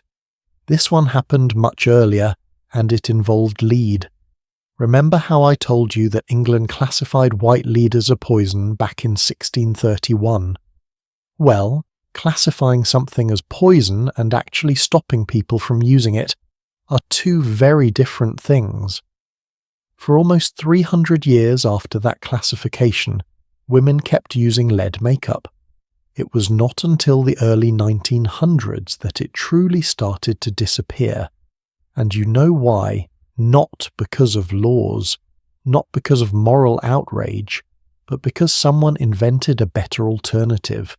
In the late 1800s and early 1900s, chemists developed new white pigments. Pearl powder made from actual crushed pearls or pearl shell. Talc, which is still used in cosmetics today. Titanium dioxide, which became the gold standard for white pigments. These alternatives gave the same white colour, the same smooth texture without the poison, and crucially they were cheaper to produce. Once companies could make more profit selling safe products than dangerous ones, the market shifted. Not because anyone suddenly developed a conscience, but because capitalism found a way to make money without killing people. I am not saying that is noble. I am just saying that is what worked. This is the second crack. Economic incentives shifting, technology providing alternatives, the market choosing safety not because it is right, but because it is profitable. Now let me tell you about the anti-footbinding movement in China. This is fascinating because it shows how change happens when multiple forces converge. You had Western missionaries in China in the late 1800s saying footbinding is barbaric. You had Chinese reformers saying footbinding makes China look backward compared to modernizing nations like Japan. You had feminists, including Chinese women themselves, saying footbinding is torture and needs to stop. But none of these voices alone was enough. The practice had survived for 1,000 years. It had weathered criticism before. What changed economics? Again. In the late 1800s and early 1900s, China was industrializing. Textile mills were being built in urban areas. These mills produced machine-made thread and cloth that was cheaper and faster than hand-spun alternatives. Suddenly having daughters who could sit at home spinning and weaving was not economically valuable anymore. The economic justification for footbinding evaporated. But there was another factor too. National pride. China had been humiliated by Western powers in the Opium Wars. The country was struggling to modernize to compete on the global stage, and reformers started arguing that crippling half the population was literally weakening the nation. How can China be strong when millions of women cannot even walk properly? This argument resonated in a way that appeals to women suffering never had. Suddenly it was not about women's pain, it was about national strength, and that apparently mattered. The Republic of China officially banned footbinding in 1912, right after the revolution. But the practice continued in rural areas for decades. What finally killed it was not the law, it was the Communist Revolution in 1949. The new government did not just ban footbinding. They enforced the ban, they sent officials into villages, they publicly shamed families who continued the practice. They made it socially unacceptable in a way that previous efforts had not. This is the third crack: social movements, political change, cultural transformation. But notice it took multiple forces working together. Science, economics, politics, culture. No single factor was enough. Change required a perfect storm. The same thing happened with corsets. They did not disappear because doctors finally convinced women they were dangerous. Doctors had been saying that since the 1700s. The Lancet, one of the most prestigious medical journals in the world, published more than one article per year from the late 1860s to the early 1890s about the medical dangers of tight lacing. Did women stop wearing corsets? No. What changed was fashion. After World War I, the ideal silhouette shifted. The flapper era brought loose, boyish dresses that required different undergarments. Suddenly the hourglass figure was old-fashioned. The wasp waist was your mother's look. Young modern women wanted to look athletic, free, unburdened. And that aesthetic did not require tight lacing. Fashion did what medicine could not. Not because fashion cared about women's health, but because fashion cares about novelty, about distinction, about being different from the previous generation. And sometimes that drive for newness accidentally creates progress. This is the fourth crack. Cultural aesthetic shifting, generational rebellion, the young rejecting what the old valued not for moral reasons but for social ones. Now let me talk about something that might make you uncomfortable, the role of regulation. Because I know there is this narrative that government regulation is bad, that it stifles innovation, that people should be free to make their own choices, and there is something to that argument. But let me tell you about a piece of legislation that saved countless lives. The Federal Food, Drug and Cosmetic Act of 1938 in the United States. This law gave the Food and Drug Administration power to regulate cosmetics, to require ingredient labeling, to ban demonstrably dangerous substances, to hold companies accountable for false advertising. Before this law, cosmetics companies could put literally anything in their products and claim literally anything about them. Radium face cream for eternal youth. Sure. Arsenic wafers that are absolutely safe. Why not? Mercury bleaching cream with no side effects. Sounds great. There was no oversight, no accountability, no protection for consumers. The 1938 Act changed that. Not perfectly, not immediately. But it created a framework where dangerous products could be removed from the market, where companies had to at least pretend to care about safety, where consumers had some basic protections. This law did not happen in a vacuum. It came after the Radium Girls lawsuits, after Marie Curie's death, after decades of journalists documenting the harm caused by unregulated cosmetics. After public outrage had reached a tipping point, the law was a response to pressure, not a sudden act of government benevolence, but it mattered. It created consequences for companies that poisoned their customers. It gave victims legal recourse. It shifted the burden of proof, making companies demonstrate safety rather than making consumers prove harm. This is the fifth crack. Legal frameworks, regulatory oversight, government intervention when the market fails to protect people. Here is what I find most interesting about all these turning points. None of them were pure. None of them were driven entirely by altruism or concern for women's well-being. Science helped, but scientists were often complicit in promoting dangerous products. Economics shifted, but only when profit margins changed. Politics intervened, but often for nationalist reasons rather than feminist ones. Laws passed, but usually only after enough people had already died to create outrage. Change is messy. It is compromised. It is motivated by things that have nothing to do with justice or compassion. National pride ended footbinding more effectively than women's suffering ever did. Fashion obsoleted corsets more successfully than medical evidence. Profit margins killed lead makeup more thoroughly than health concerns, and I think we need to be honest about that. Because if we are waiting for change to come from pure motives, from people suddenly deciding to do the right thing out of the goodness of their hearts, we will be waiting forever. Real change comes from the convergence of impure motives, from self-interest happening to align with human welfare, from different groups with different agendas accidentally working toward the same outcome.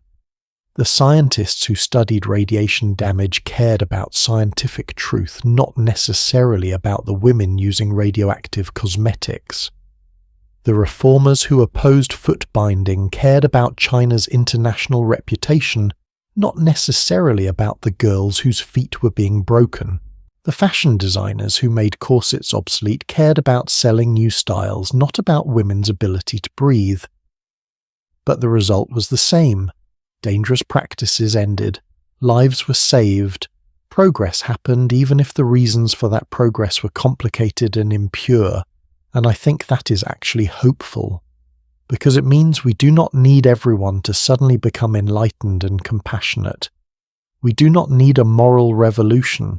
We just need enough cracks in the dam, enough pressure from enough different directions. Science here, economics there, culture, shifting laws, changing fashion, evolving, each crack small on its own. But together they break the dam, so we have seen how it ended, how lead makeup disappeared, how arsenic wafers were banned, how mercury regulations tightened, how radioactive cosmetics faded, how footbinding finally stopped, how corsets became optional rather than mandatory. We have seen the cracks that led to the breaking, but here is the question that brings us full circle. Did it really end? Are we actually free from these patterns, or have we just traded old poisons for new ones, old pressures for updated versions, old beauty standards for slightly modified requirements? That is what we need to talk about in our final chapter, because this is not just a history lesson. This is a mirror, and what we see when we look in that mirror might not be as different from the past as we would like to believe. Here we are, the final chapter. After hours of poison and pain, of broken bones and damaged organs, of women suffering and dying in pursuit of beauty, we arrive at the present day. And the question hanging in the air, the one I have been dancing around this entire time, is this: have we learned anything? Are we actually different, or are we just the latest generation in a long line of people who think they are enlightened while doing the exact same destructive things, just with updated technology? I wish I could tell you that we have evolved past all of this, that modern women are free from the tyranny of impossible beauty standards, that we have recognized the patterns and broken the cycle, but I cannot tell you that, because it would not be true. Let me start with something that happened in 2018. A young woman in Miami went in for a cosmetic procedure called a Brazilian butt lift. It is exactly what it sounds like. Surgeons take fat from one part of your body and inject it into your buttocks to make them larger, rounder, more like the Instagram ideal. The procedure had become wildly popular, with thousands being performed every year across the United States.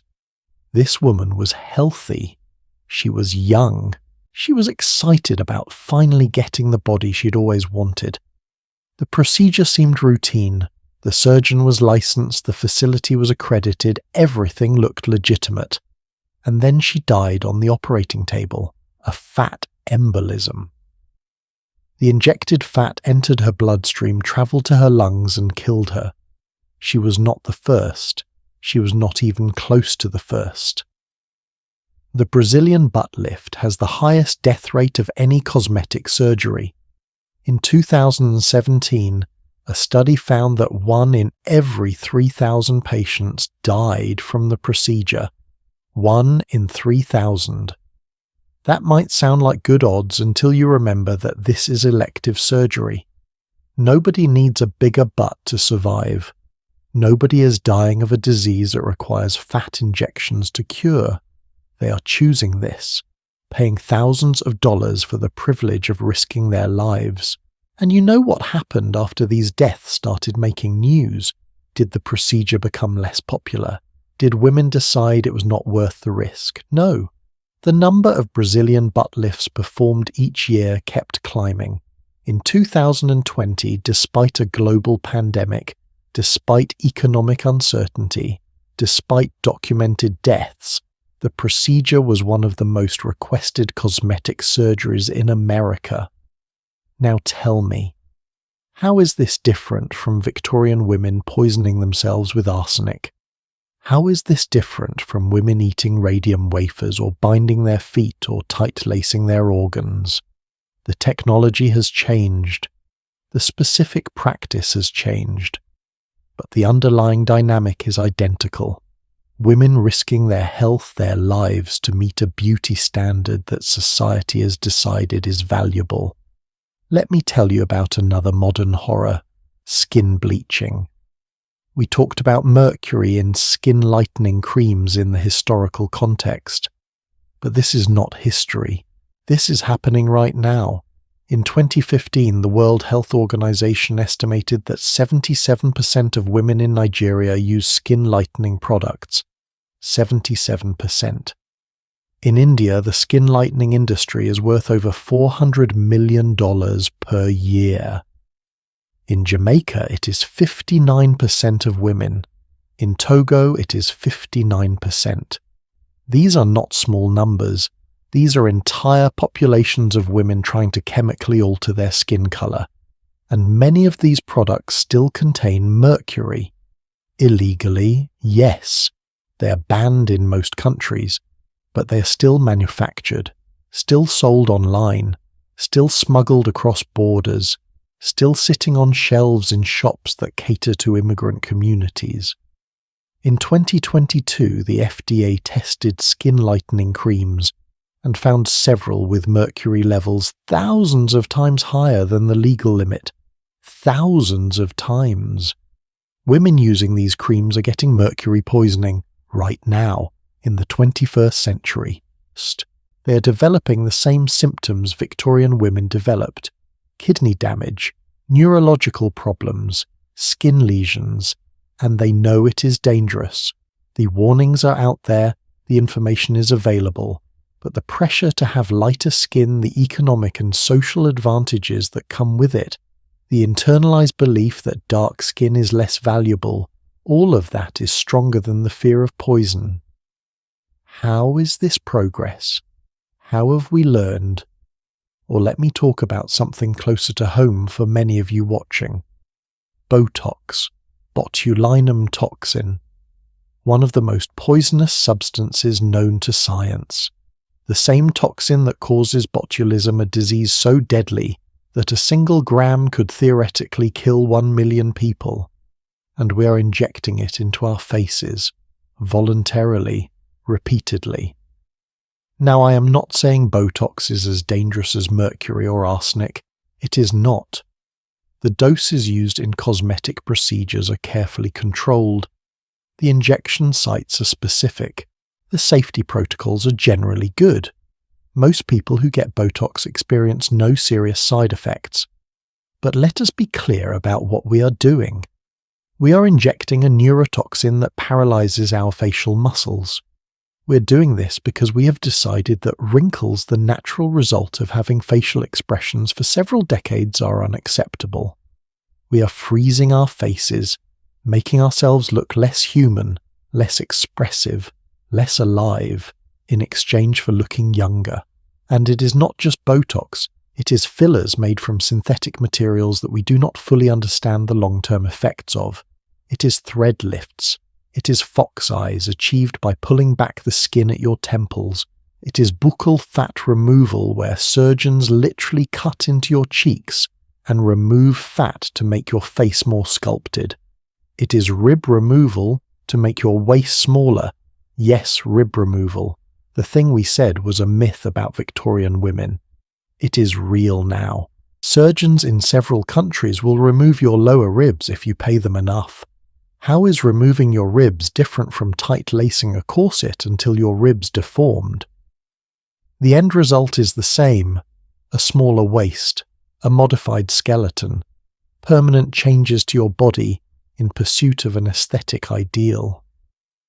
Let me talk about something that might hit even closer to home: social media, filters, photo editing. Because I think this might be the most insidious danger we face, because it is not just about the procedures we choose, it is about the reality we are living in. There are apps that will make your skin perfectly smooth, that will enlarge your eyes, that will slim your nose, that will give you a smaller waist, bigger hips, longer legs, that will fundamentally change what you look like. And people use these filters constantly. Not just for special photos, for everything, for selfies, for video calls, for their dating profiles.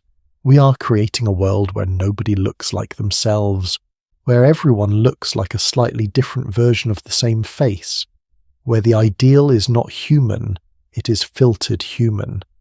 And young girls are growing up seeing these filtered faces and thinking, that is what normal looks like.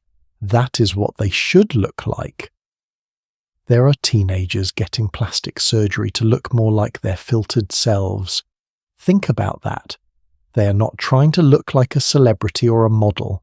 They're trying to look like a digitally altered version of themselves that never actually existed. They are chasing a ghost. an impossible standard that they themselves created with technology. And the psychological impact is devastating. Rates of body dysmorphia are skyrocketing, especially among young people. Eating disorders are on the rise. Anxiety and depression linked to appearance are epidemic. We have created a beauty standard that literally nobody can meet without digital alteration or surgical intervention, and then we're surprised when people feel inadequate. But here is what really terrifies me. We know all of this. The information is out there. The studies have been done. The warnings have been issued. Just like Victorian women knew lead was poison. Just like Chinese mothers knew footbinding was painful. Just like everyone knew radium was dangerous.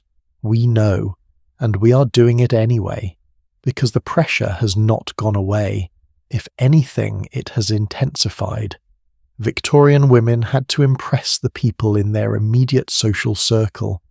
Modern women have to contend with the entire internet, with influencers who have teams of photographers, makeup artists and photo editors making them look perfect, with celebrities who have access to the best cosmetic procedures money can buy and then claim their appearance is all natural, with algorithms that reward conventional beauty and punish deviation from the norm. The battlefield has expanded. The enemy has gotten more sophisticated, and we are more vulnerable than ever because we are convinced we are free. We think we are choosing these procedures, these products, these filters. We think we are empowered consumers making informed decisions about our own bodies. But are we? Or are we doing exactly what women have always done? Responding to pressure. Internalizing standards.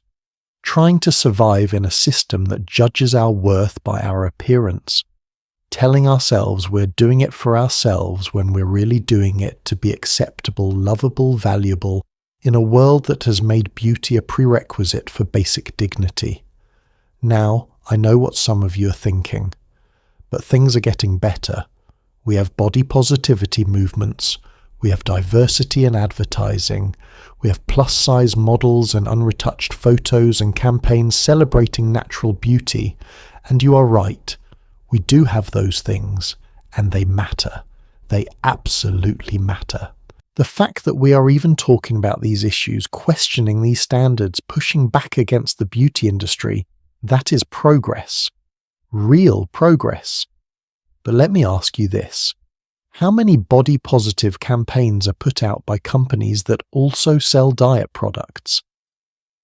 How many times have you seen a brand celebrate diverse beauty in their advertising, while all their actual products are designed to make you look thinner, younger, lighter, more conventionally attractive?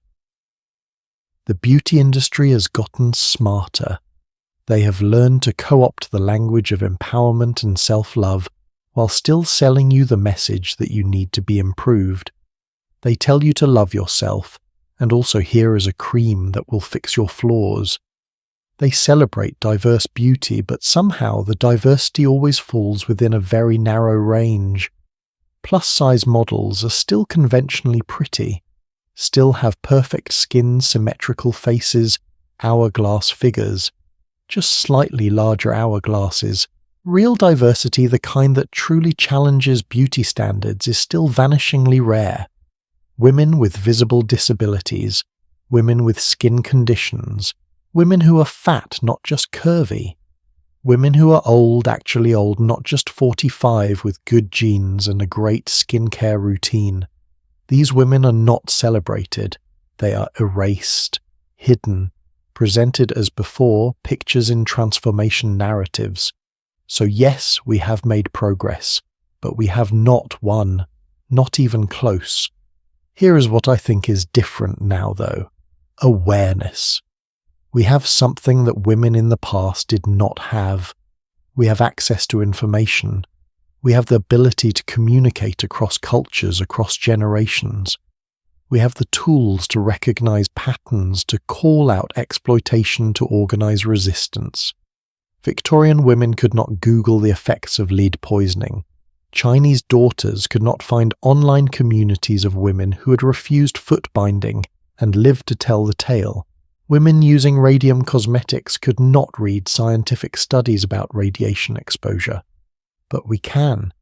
We have all of that information at our fingertips, and that means we have a choice, a real choice. We can keep repeating the patterns. We can keep choosing poison and pain in pursuit of beauty. Or we can decide that enough is enough, that our natural faces, our natural bodies, our unfiltered selves are not just acceptable, but valuable. That beauty, real beauty, is not found in conformity to a standard, but in the infinite diversity of human appearance. I am not naive. I know this is easier said than done. I know that choosing to opt out of beauty culture comes with real costs, social costs, economic costs. You might get fewer matches on dating apps. You might not get promoted as quickly. You might face judgment and criticism and rejection. But here is what I also know. Every woman who refuses to participate makes it easier for the next woman. Every mother who teaches her daughter that she is beautiful exactly as she is breaks the cycle of transmission. Every person who calls out impossible standards, who refuses to shame others for their appearance, who celebrates diverse beauty, is creating a crack in the dam. And remember, that is how change happens. Not from one dramatic moment, but from 1,000 small cracks. Each of us can be a crack. Each of us can apply a little pressure. Each of us can contribute to the breaking. What does that look like practically? Maybe it means not commenting on other people's bodies even positively. Because even compliments reinforce the idea that appearance is what matters. Maybe it means refusing to filter your photos, letting people see what you actually look like. Maybe it means supporting companies that actually practice inclusivity, not just performative diversity. Maybe it means having hard conversations with your daughters, your friends, your partners about beauty standards and why they exist and who benefits from them. Maybe it just means being a little kinder to yourself, looking in the mirror and seeing a human being, not a project that needs improvement. Treating your body as something that carries you through life, not something that exists to be looked at and judged. I am not going to tell you what to do. I am not going to prescribe a solution, because I think part of the problem is that we're always being told what to do, what to buy, how to look. What I will say is this: you are not alone in feeling inadequate. You are not the problem. The system is the problem. And recognizing that is the first step toward freedom. We've spent over 2 hours together traveling through history, through pain and poison, through broken bones and damaged lives. We have met women who suffered in ways that are almost unbearable to contemplate, and we have asked ourselves the hard questions. Why did they do it? How did it end? Are we any different? And here is what I hope you take away from this journey: that beauty standards are not natural. They are constructed.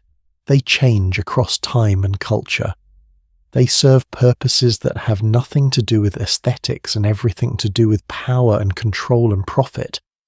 That women throughout history were not stupid or vain. They were responding rationally to irrational pressures. They were making impossible choices in systems designed to give them no good options, and we are doing the same thing, right now. But also that change is possible, that these practices, no matter how entrenched, no matter how ancient, can end, that dams do break, that enough small cracks create a flood, that we have more power than we think we do. The women who came before us suffered. They died. They were poisoned and broken and reshaped. But their suffering does not have to be in vain. We can learn from them. We can honor them by refusing to repeat their mistakes. We can be the generation that finally says no, that finally breaks the cycle. Or we can keep doing what we have always done. Keep buying the products. Keep getting the procedures. Keep chasing the impossible ideal. Keep telling ourselves that this time it is different. This time it is safe. This time it is really our choice. The decision is ours. The pattern is clear. The consequences are known. What we do with that knowledge, that is up to each of us. Thank you for staying with me through this long, dark journey. I know it has not been easy. These are not comfortable stories. These are not happy tales with neat resolutions. But I think they are important. I think they matter. I think understanding where we have been might help us figure out where we are going. If this story has affected you, if it has made you think, if it has changed the way you see beauty and pain and the choices we make, then it has done what I hoped it would do. These women's stories deserve to be told. Their suffering deserves to be witnessed. And maybe understanding their pain can help us avoid inflicting the same pain on ourselves and on future generations. I will be back soon with another story, another journey through history, another exploration of the patterns that shape our lives. Until then, be kind to yourself, be critical of the messages you are receiving, and remember that you were always good enough. Your face, your body, your unfiltered, unmodified natural self, it was always enough. The problem was never you. The problem was a world that convinced you otherwise. Take care of yourselves, friends, and I will see you in the next story.